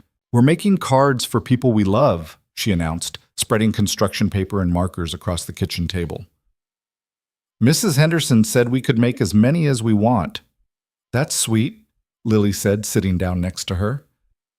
Who are you making them for? One for Daddy, obviously, and one for you. Emma said it so matter-of-factly, like it was the most obvious thing in the world. Lily's throat tightened. For me? Yeah. You're family now, right? Lily glanced at Lucas, who was standing in the doorway with an unreadable expression. Yeah, Lily said softly. I guess I am. Emma beamed and went back to her project, completely oblivious to the weight of what she'd just said.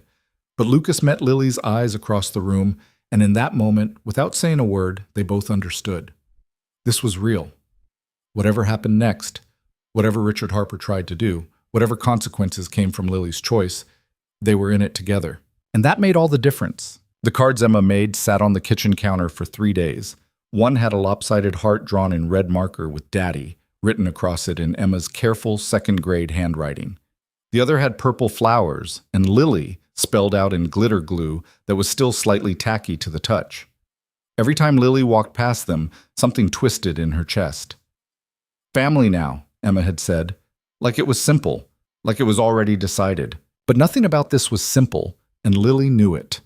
Richard Harper's deadline had come and gone on Sunday evening with no word, no follow-up, nothing. The silence felt worse than the threats, like he was waiting, planning, building something she couldn't see coming. Lucas seemed less worried than she was. He'd gone back to work on Monday like everything was normal, fixing transmissions and changing oil and coming home covered in grease with stories about Morrison's terrible jokes. But Lily caught him checking his phone more often than usual, saw the way his jaw tightened whenever an unfamiliar number called the house. He was scared too. He was just better at hiding it. On Tuesday afternoon, Lily was folding laundry in the living room when someone knocked on the front door. Not the desperate, frantic knock she'd made that first night. This was measured. Official. The kind of knock that came with authority behind it. Lily's heart jumped into her throat. She crossed to the window and pulled the curtain back just enough to see outside. A black sedan sat in the driveway. Expensive, sleek. Not the kind of car anyone in Millbrook drove unless they were passing through. The knock came again. Lily's hands were shaking as she opened the door. A man stood on the porch in a tailored suit that probably cost more than Lucas made in a month. 50s, graying hair, cold blue eyes behind wire-rimmed glasses. He held a leather briefcase in one hand. Lily Harper? He said. Who's asking? My name is Gerald Westbrook. I'm an attorney representing your father. He pulled a business card from his pocket and held it out. May I come in? No, Lily said immediately. Westbrook's expression didn't change. I understand this is uncomfortable, but I have documents your father asked me to deliver personally. It will only take a moment. Mail them. Miss Harper, please. His voice was patient, almost condescending. "This doesn't have to be adversarial. I'm simply doing my job." Lily wanted to slam the door in his face, wanted to tell him to get off the property and take his briefcase and his expensive suit and his carefully neutral expression and never come back. But she also knew that refusing wouldn't make this go away. "You have 2 minutes," she said. Westbrook nodded and stepped inside, wiping his shoes carefully on the mat. He glanced around the living room, taking in the worn furniture, the stack of Emma's books, the framed crayon drawing on the wall, with the kind of expression someone might wear when examining something mildly distasteful. "Your father asked me to present you with 2 options," Westbrook said, setting his briefcase on the coffee table and opening it.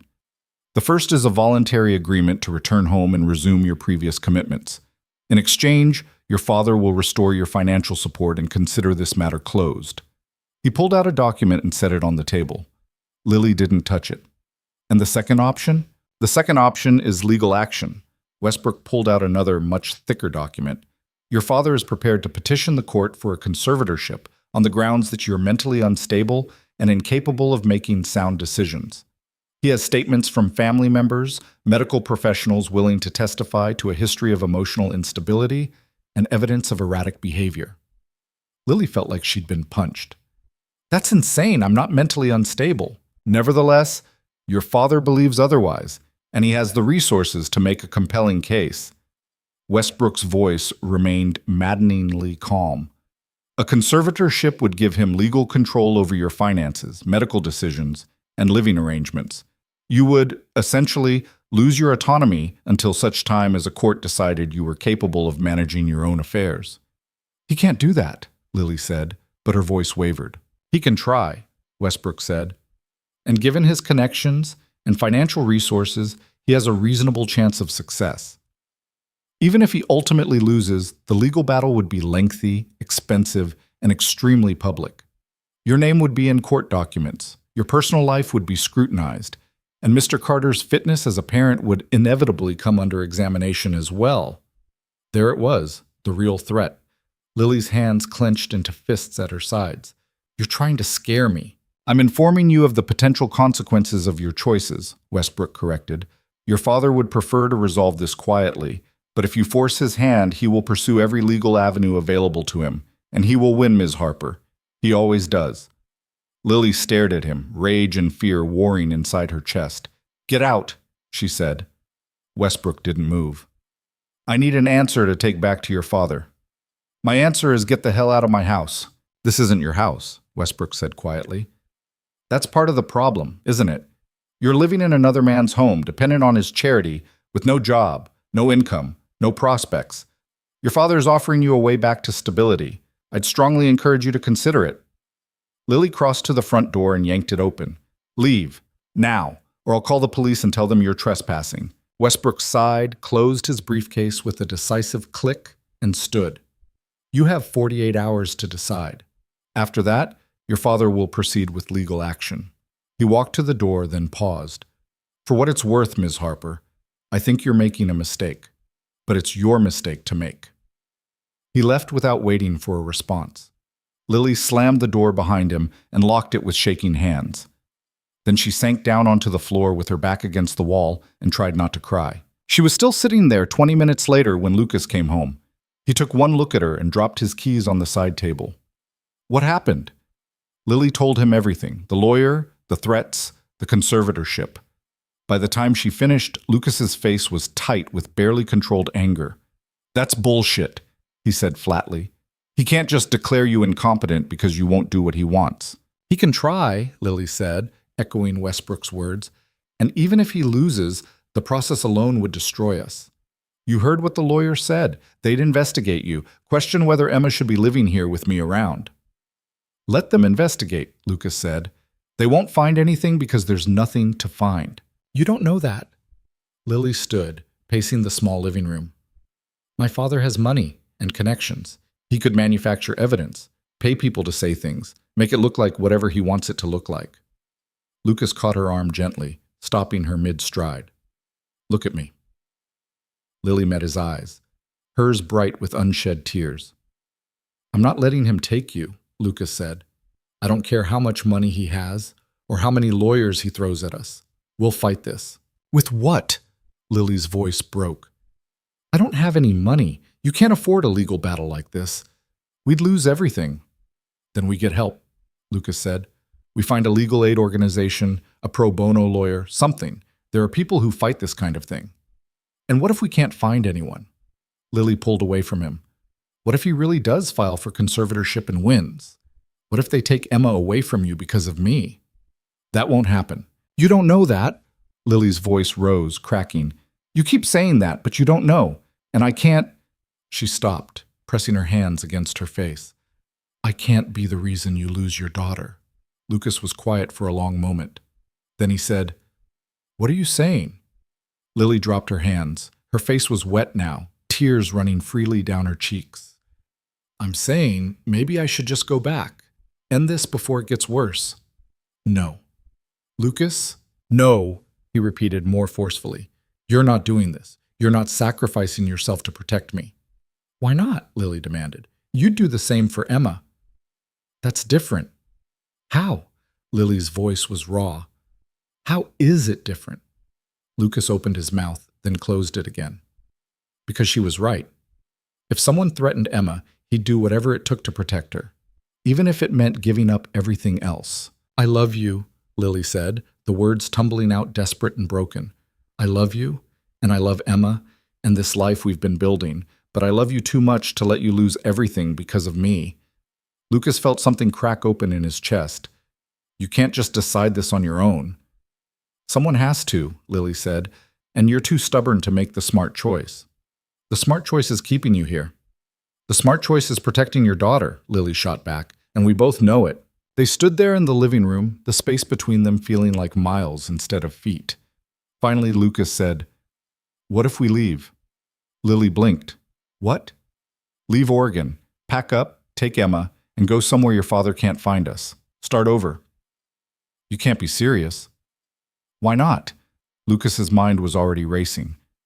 I can get work anywhere. Morrison would understand. We could go to Montana, Wyoming, somewhere rural where it's easy to disappear. And what about Emma's school? Her friends? The life you've built here? Lily shook her head. You'd be running because of me, uprooting everything because my father is a controlling bastard. It wouldn't be running, Lucas said. It'd be choosing us over him. Lily wanted to believe him, wanted to think it could be that simple, but she knew better. He'd find us eventually, she said quietly. People like him always do. And then we'd be right back here, except Emma would have lost even more. Lucas's jaw tightened. So what's your solution? Go back to him? Marry some guy you don't even know? Spend the rest of your life doing exactly what they tell you to do? I don't know, Lily admitted, but I know I can't let him hurt you or Emma.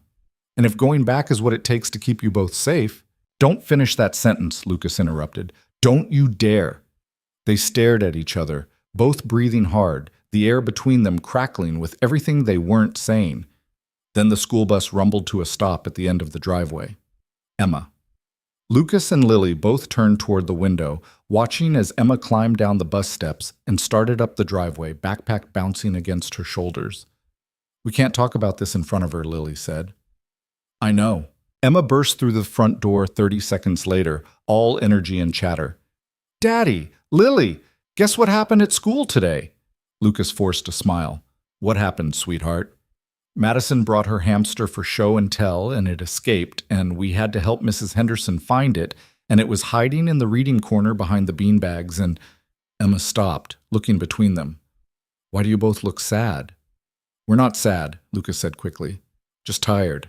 Emma didn't look convinced. Are you sure? Positive. Lily crouched down to Emma's level, wiping at her eyes quickly. How about you tell me more about this hamster while you have your snack? Emma brightened immediately. Okay, his name is Mr. Whiskers, and he's brown and white and really fluffy. She chattered all the way into the kitchen, and Lily followed, leaving Lucas standing in the living room alone. He stared at the empty space where Lily had been standing and felt the weight of impossible choices pressing down on him. That night, after Emma was asleep, Lucas found Lily sitting on the back porch again. She'd become a fixture there over the past few weeks, drawn to the quiet and the darkness like it was the only place she could think clearly. Lucas sat down next to her without a word and handed her a beer. Lily took it, but didn't drink. just held it, staring out at the black shapes of trees against the slightly less black sky. "I'm sorry," she said after a while. "For what?" "For bringing all this into your life, for being a mess, for—" She stopped, her voice catching. "For making you care about me when it's only going to end badly." Lucas was quiet for a moment. Then he said, "You remember what you told me that first night about your family having your whole life planned out?" "Yeah." "Well, I had my life planned out too," Lucas said. "Met Sarah when I was 23, married her 2 years later.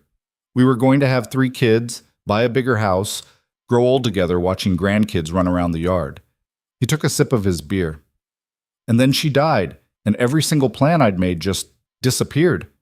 Gone. Like they'd never existed at all." Lily turned to look at him. "So I made new plans," Lucas continued. "Smaller ones. Get through the day. Take care of Emma. Keep the house running. Don't think too far ahead because it hurts too much when things fall apart." He met her eyes. "And then you showed up, and for the first time in 3 years I started thinking about the future again. Not because I had some grand plan, but because I wanted to.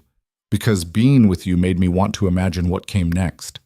Lily's eyes filled with tears. "Lucas, I'm not done," he said gently.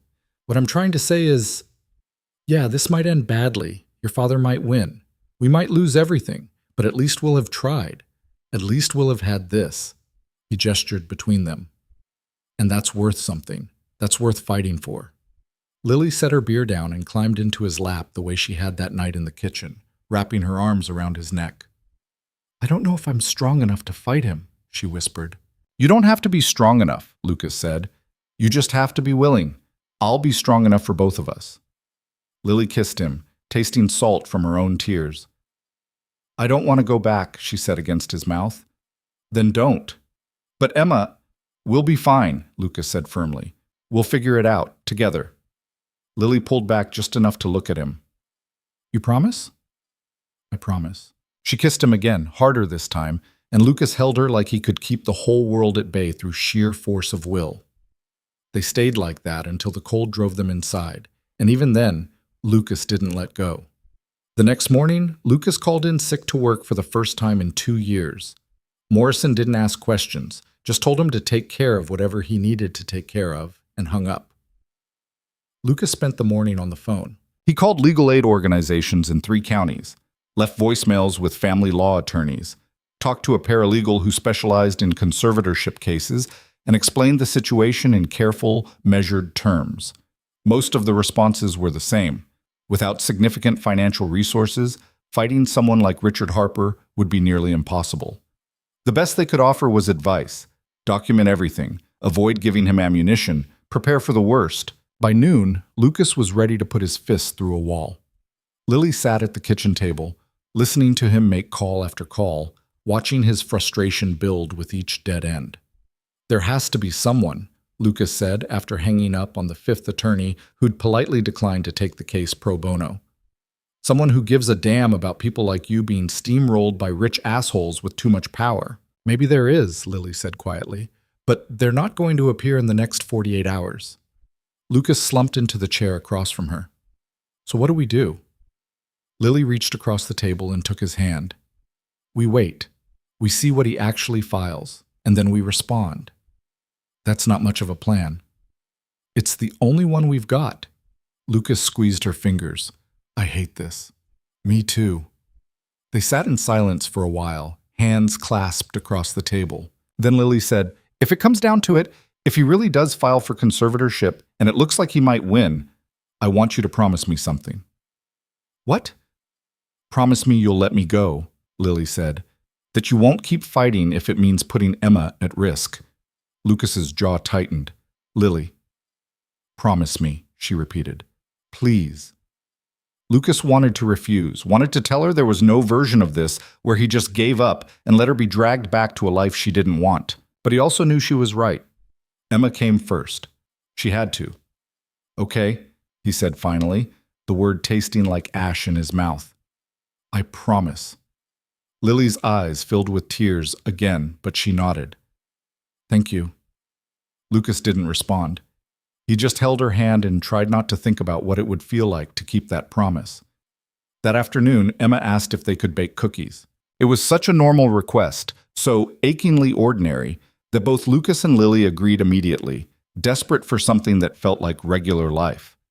They pulled out flour and sugar and chocolate chips, and Emma stood on a stool at the counter, carefully measuring ingredients while Lily read the recipe aloud.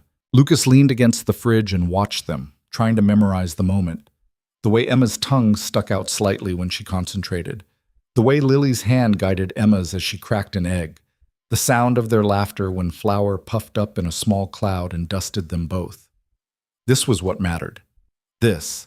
Not Richard Harper's threats or lawyers in expensive suits or impossible choices. Just this. The cookies turned out slightly burned on the bottom, but perfect everywhere else, and they ate them warm from the oven while sitting on the kitchen floor, Emma's idea, with milk in plastic cups. "These are the best cookies ever," Emma declared, chocolate smeared across her face. "They're pretty good," Lily agreed, smiling. Emma looked at her seriously. "You're not leaving, right?" The question hung in the air like a gunshot. Lily glanced at Lucas, then back at Emma. "Why would you think I'm leaving?" "Because you and Daddy were sad yesterday, and you keep looking at each other like something bad is going to happen." Emma's voice was small. "Mom left, and she never came back. I don't want you to leave too." Lily's heart broke into 1,000 pieces. She set her cookie down and pulled Emma into her lap, holding her tight. "Oh, sweetheart, your mom didn't leave on purpose. You know that, right? She loved you so much." "I know," Emma said quietly. "But she's still gone." "Yeah, she is," Lily stroked Emma's hair. "But I'm not going anywhere, I promise." Lucas's chest tightened. He wanted to tell Lily not to make promises she might not be able to keep, but he also knew Emma needed to hear it. So he stayed quiet and watched as Lily held his daughter and lied to protect her, and he loved her even more for it.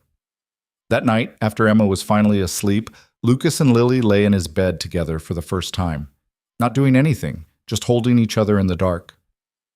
"I shouldn't have promised her that," Lily whispered, "about not leaving." "She needed to hear it," Lucas said. "But what if I can't keep it?" Lucas pulled her closer. "Then we'll deal with it when it happens. But tonight, you're here, and that's enough." Lily pressed her face against his chest. "I'm scared." "I know." "What if we can't win?" "Then we lose," Lucas said simply, "but at least we'll lose together."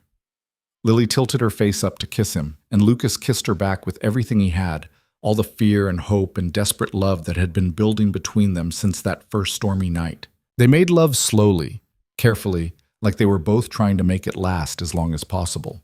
And afterward they lay tangled together in the darkness, listening to each other breathe. "I love you," Lily whispered. "I love you too," Lucas said, and for that one perfect moment, nothing else mattered. The 48 hours came and went. No calls, no lawyers, no follow-up, just silence.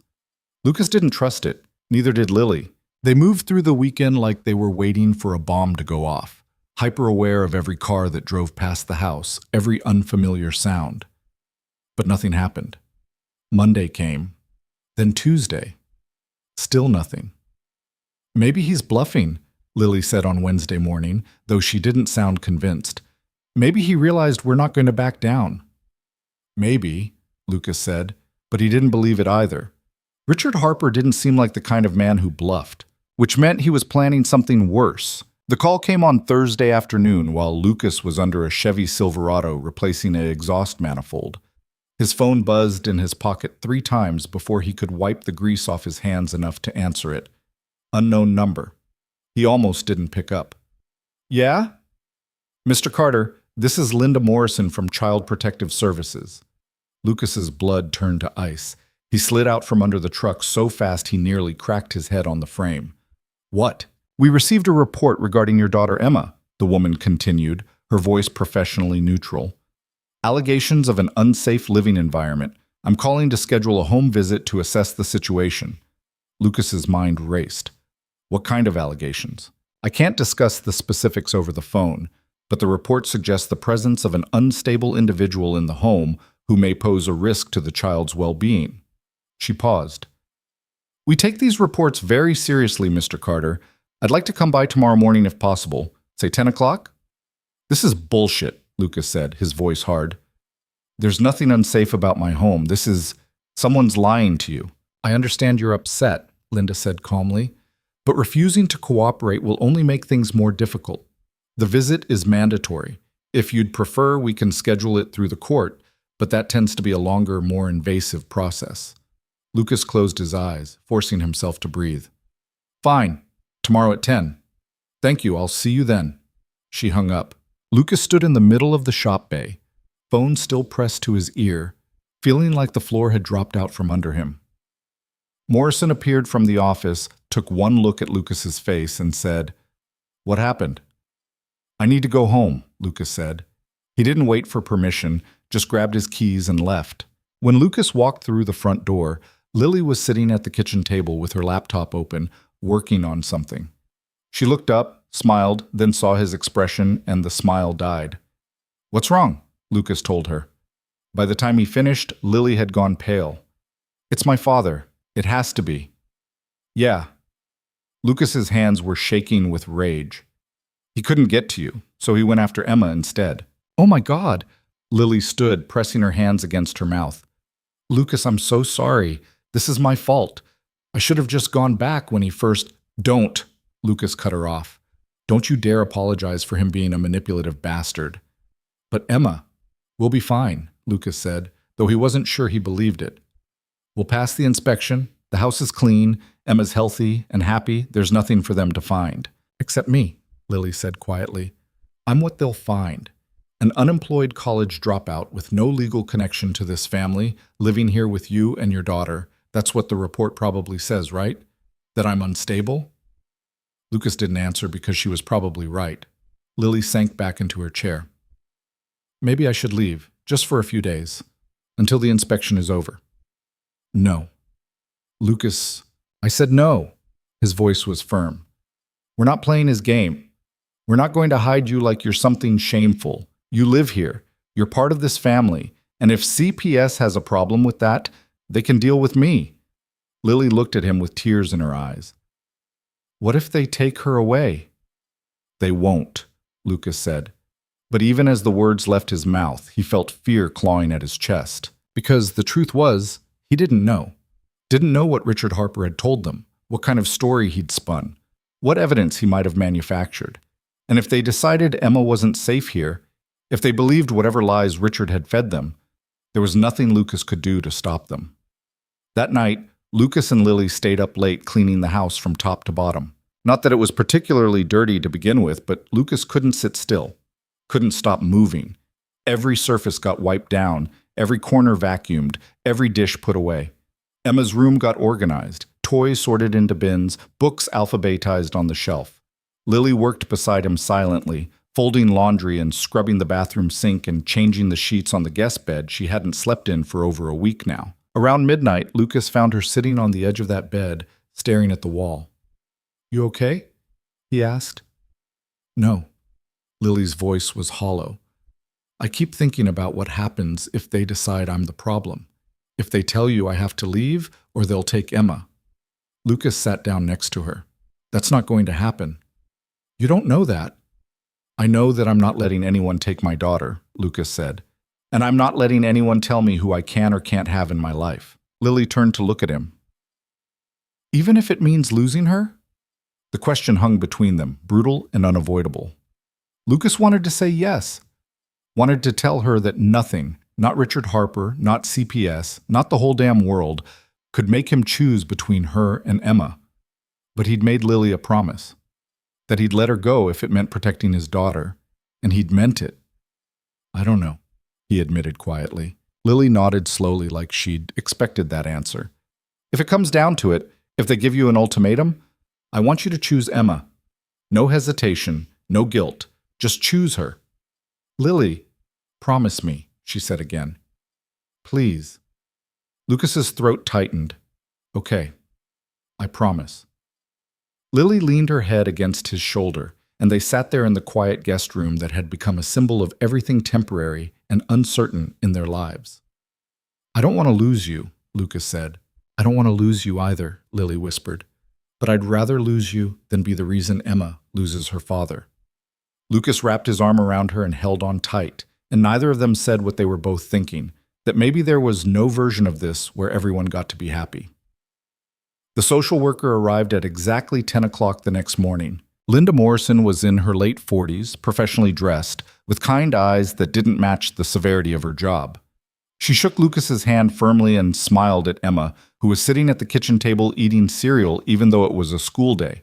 Lucas had kept her home, figuring it would look worse if she wasn't there. "Good morning," Linda said. "You must be Emma." Emma looked at her dad uncertainly. "Hi, I'm Linda. I'm just here to make sure everything's okay at your house. Is that all right?" Emma shrugged. "I guess." Linda pulled out a folder and a pen. "Mind if I take a look around?" "Go ahead," Lucas said, keeping his voice level even though his heart was pounding. Linda walked through the house methodically. She checked the bedrooms, the bathrooms, opened the fridge, looked in the cabinets. She asked Emma questions about school, about her friends, about whether she felt safe at home. Emma answered honestly, confused but cooperative.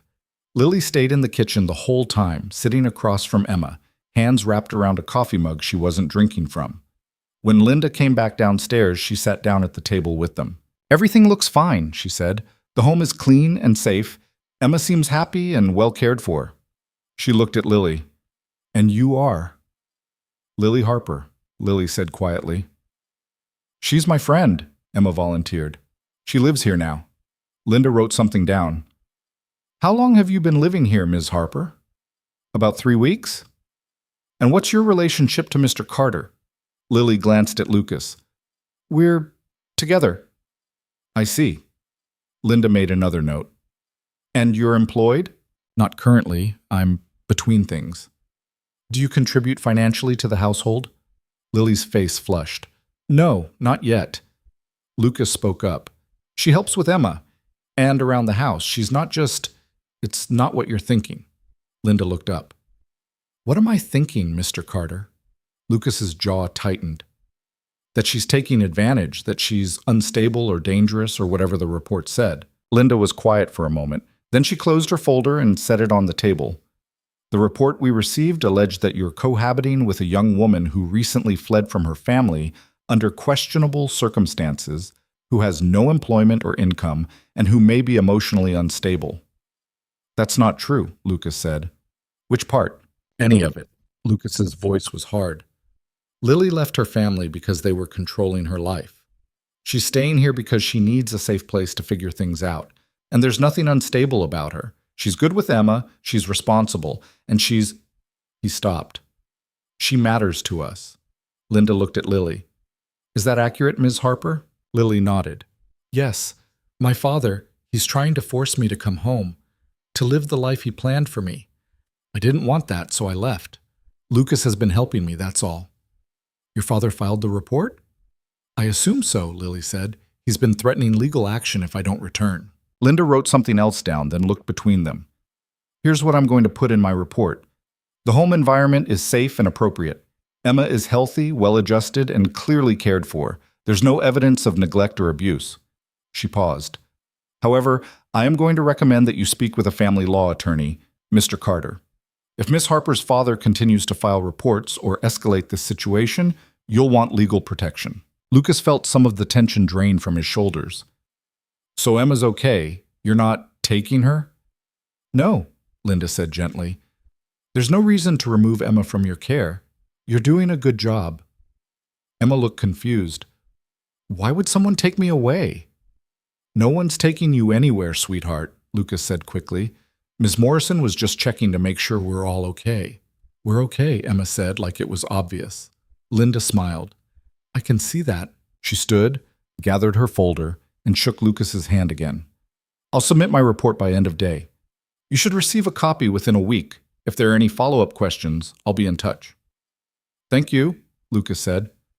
Linda nodded and let herself out. The second the door closed, Lily burst into tears. Lucas pulled her into his arms, holding her while she shook with relief and residual fear and everything else they'd been carrying for the past week. "It's okay," he murmured. "We're okay." "He's not going to stop," Lily said against his chest. "This was just the first move. He'll keep trying." "Let him try," Lucas said. We passed. Emma's safe. That's what matters. Lily pulled back, wiping at her eyes. For now. But what about next time? What about the next report he files, or the next lawyer he sends, or... Then we deal with it then, Lucas interrupted. Together. Emma had climbed down from her chair and was hovering nearby, looking worried. Lily, why are you crying? Lily knelt down and pulled Emma into a hug. I'm okay, sweetheart. I'm just really glad I get to stay here with you and your dad. Of course you get to stay, Emma said, like it was the simplest thing in the world. Your family. Lily's eyes filled with fresh tears. She looked up at Lucas over Emma's head, and he saw everything she was feeling reflected back at him. Love and fear and desperate hope all tangled together. Yeah, Lily said softly. I guess I am. That afternoon, Lucas went back to work and Lily took Emma to the park. It was one of those rare February days in Oregon where the sun actually came out, weak and watery, but there nonetheless. Emma ran straight for the swings and Lily pushed her, listening to her chatter about school and her friends and the chapter book they'd been reading at bedtime. Lily? Emma said after a while. Yeah? Are you going to marry my dad?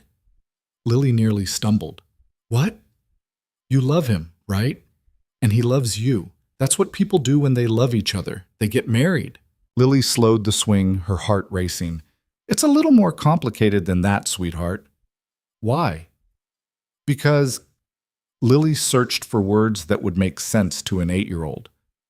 Because sometimes grown-ups have to figure out other stuff first, like jobs and where to live and whether they're ready for big changes. Emma thought about that. Do you want to marry him? Lily's chest tightened. Yeah, I think I do.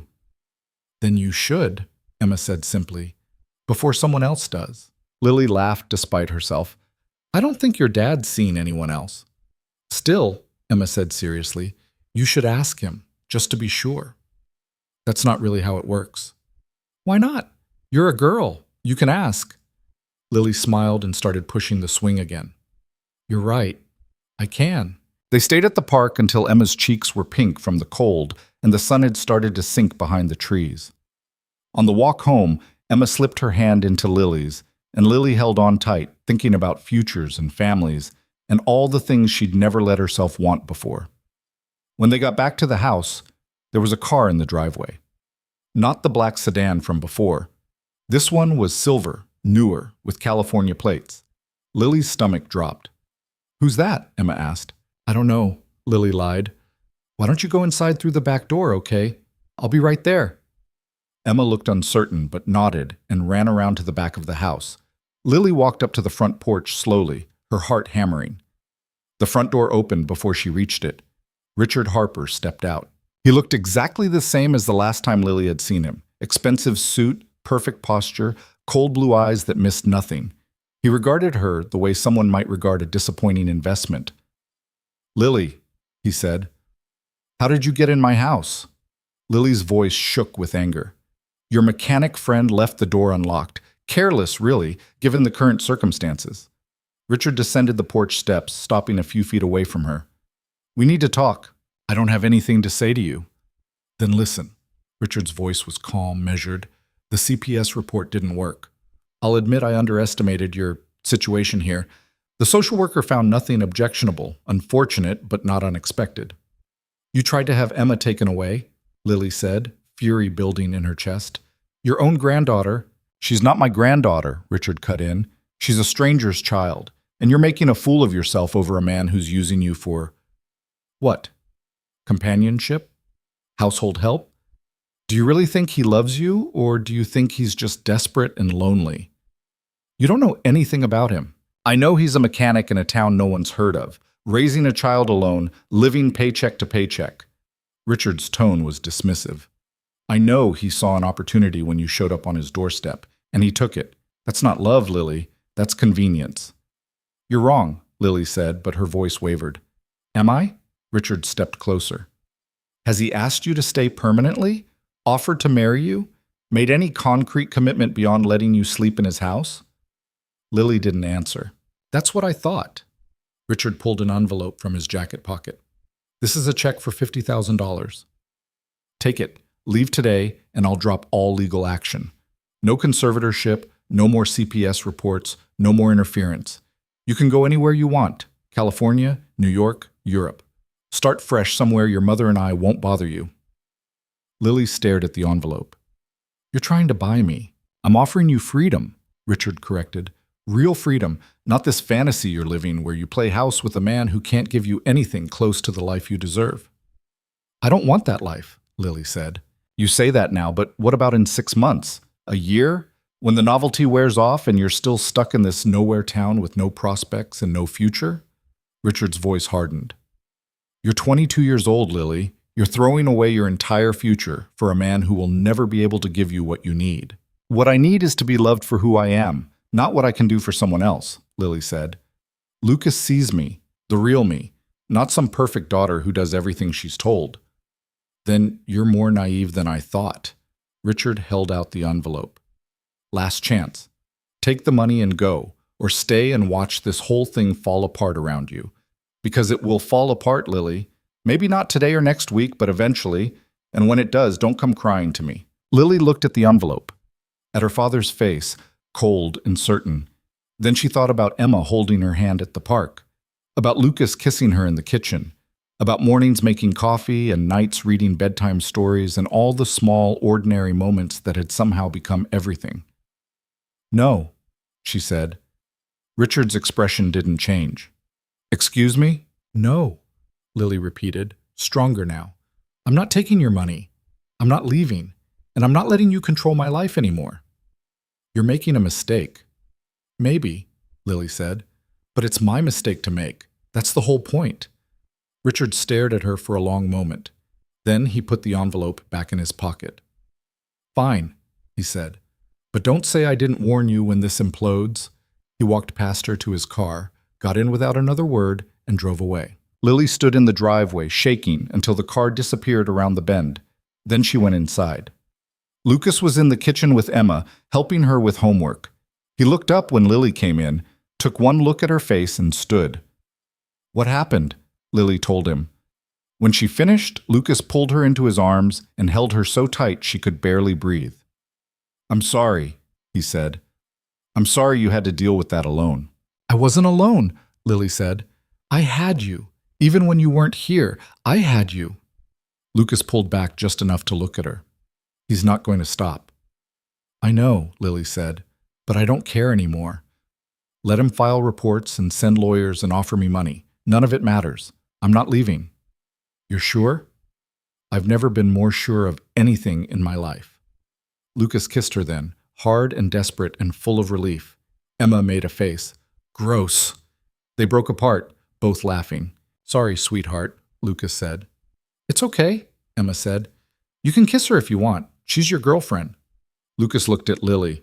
Yeah, she is. And for the first time in weeks, Lily felt like maybe, just maybe, everything was going to be okay. 2 weeks later, Lucas came home from work with an envelope. What's this? Lily asked as he handed it to her. Open it. She did. Inside was a letter from a family law attorney in Portland, one of the ones Lucas had contacted weeks ago who'd initially turned them down. The letter said they'd reconsidered after reviewing the details of her case, and they were willing to represent her pro bono against any conservatorship action Richard Harper might file. They'd also be happy to help her file for a restraining order if the harassment continued. Lily's hands shook as she read it. How? Morrison, Lucas said. He knows a guy who knows a guy. Called in some favors. Said anyone willing to fight a rich asshole on principle deserves decent representation. Lily's eyes filled with tears. Lucas, you're not fighting this alone anymore, Lucas said. We've got help. Real help. Lily threw her arms around him, and Lucas held her while she cried, this time from relief instead of fear. That night, after Emma was asleep, they sat on the back porch with beers and stars overhead. What do we do now? Lily asked. Now we live, Lucas said simply. We stop waiting for the other shoe to drop and we just live. That easy? No, Lucas admitted. Probably not. Your dad might keep trying. Things might get worse before they get better. But we deal with it as it comes, together. Lily leaned her head against his shoulder. I love you. I love you too. They sat in comfortable silence for a while. Then Lucas said, "Move in with me, officially. Not as someone staying temporarily, but as someone who belongs here." Lily lifted her head to look at him. "Are you sure?" "I've never been more sure of anything," Lucas said. "I want you here. Emma wants you here. This is your home if you want it to be." Lily's eyes filled with tears again. "Yes. God, yes." Lucas smiled and kissed her, and it tasted like new beginnings and hard-won happiness and all the messy, complicated beauty of choosing love over safety. 3 months later, Lily got a job at an architecture firm in the next town over. It was entry-level, mostly drafting and assisting the senior architects, but it was a start. She threw herself into it with the same intensity she'd once put into running away, learning everything she could and proving herself indispensable. Lucas was proud of her in a way that made her chest ache with gratitude. Emma started calling her Lily Mom when her friends asked who picked her up from school, and though Lily corrected her at first, eventually she stopped, because it felt right, because she was raising this kid alongside Lucas, and pretending otherwise seemed dishonest. Richard Harper never filed for conservatorship. He made one more attempt, a tersely worded letter through his attorney demanding Lily return personal property that belonged to the family. Lily's new lawyer responded with an equally terse letter suggesting Mr. Harper cease all contact or face harassment charges. After that, silence. Lily's mother sent a Christmas card that year with no note inside, just their names printed in elegant script.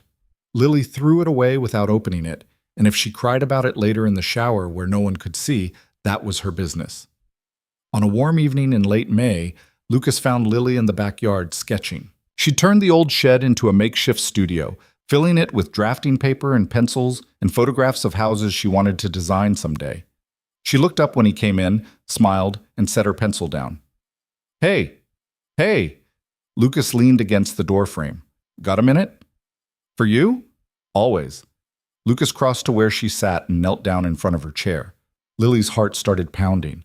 "Lucas, I know this isn't fancy," he said, "and I don't have a ring yet because I wanted to make sure you'd say yes before I spent money I don't really have on something that might sit in a drawer forever." Lily's hands flew to her mouth. "But I love you," Lucas continued, "and I want to spend the rest of my life with you. I want to wake up next to you every morning and fall asleep next to you every night. I want to raise Emma together and maybe have more kids if you want them, or not if you don't. I want to build a life with you, a real one, not just the temporary thing we've been calling this." Tears were streaming down Lily's face now. "So I guess what I'm asking is, Lily Harper, will you marry me?" "Yes," Lily said immediately. "God, yes. 1,000 times yes." Lucas laughed and stood, pulling her up with him and kissing her hard. From the house, Emma's voice called out, "Did she say yes?" Lucas pulled back, grinning. "You told her?"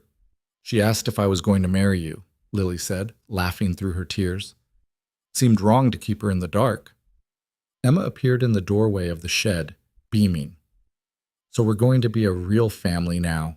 "We've always been a real family," Lucas said, pulling her into the hug. "But yeah, now it's official." Emma squealed and threw her arms around both of them, and they stood there in the fading light, 3 people who'd found each other in the wreckage of their separate lives and built something whole.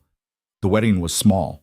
They got married in the backyard on a Saturday in September, with Morrison officiating because he'd gotten ordained online specifically for this purpose. Emma was the flower girl and the ring bearer, insisting she could handle both jobs.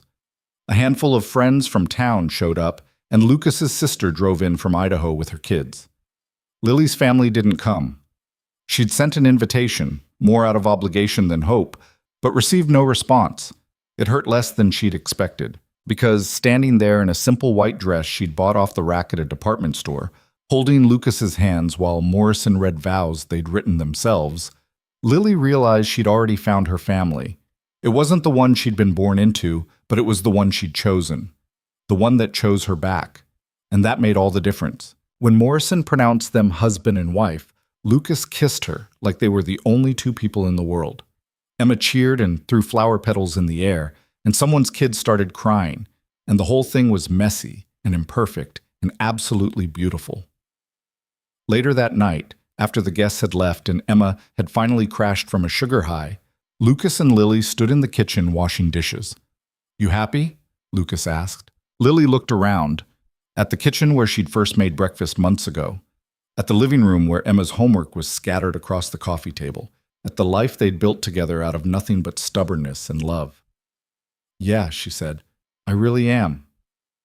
Lucas set down the dish he was washing and pulled her close, soap suds and all. "Me too," he said. And he meant it, because happiness, Lily had learned, wasn't about having a perfect life or a perfect family or everything going according to plan. It was about finding people who loved you even when you were a mess. It was about choosing to stay when running would have been easier. It was about building something real in the spaces between fear and hope, and holding on to it even when the world tried to take it away. It was about waking up every morning next to someone who saw all your flaws and loved you anyway. And it was about knowing, deep in your bones, without question, that you were exactly where you were supposed to be. 3 years later, Lily stood in the kitchen of their new house, a small craftsman they'd bought in town with the money she'd saved from her job, and a loan Lucas had sweet-talked the bank into giving them, and watched through the window as Lucas pushed their daughter on the tire swing in the backyard. Not Emma.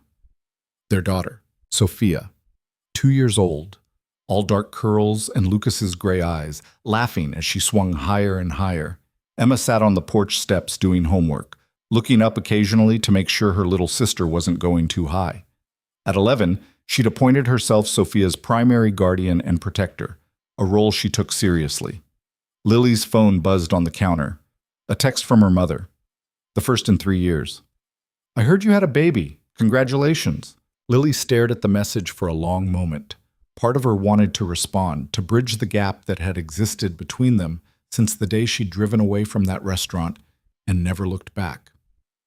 But another part, the part that had learned what real family looked like, knew that some bridges weren't worth rebuilding. She deleted the message and set the phone down. Lucas came inside a few minutes later, Sophia on his hip, both of them covered in grass stains and grinning. "Mama!" Sophia reached for Lily, and Lily took her, pressing a kiss to her forehead. "Did you have fun?" "Hi," Sophia said. "So high." "I saw," Lily said, smiling. Lucas wrapped his arms around both of them. "What do you say we make dinner together? Emma can help too." "Pasta," Sophia announced. "Pasta it is." They spent the evening the way they spent most evenings, cooking together, eating at the table Emma had helped pick out at the thrift store, giving Sophia a bath while she splashed water everywhere, reading bedtime stories until both girls finally fell asleep. And later, lying in bed with Lucas's arm around her, and the sound of their daughters breathing softly down the hall, Lily thought about the girl she'd been 3 years ago, scared and lost and running from a life that was crushing her. That girl wouldn't recognize this life, wouldn't believe it was possible to be this happy, this settled, this whole. But Lily had learned something that girl hadn't known yet. Sometimes the bravest thing you can do is stop running. Stop trying to be what everyone else wants you to be. Stop sacrificing your own happiness for someone else's idea of who you should become. Sometimes the bravest thing you can do is choose yourself. Choose love. Choose the messy, imperfect, beautiful life that's waiting for you if you're willing to fight for it. And sometimes, if you're very lucky, you find people who choose you back. Lucas stirred beside her, pulling her closer in his sleep. Lily smiled and closed her eyes. She was home. Finally, completely, undeniably home. And she was never leaving again.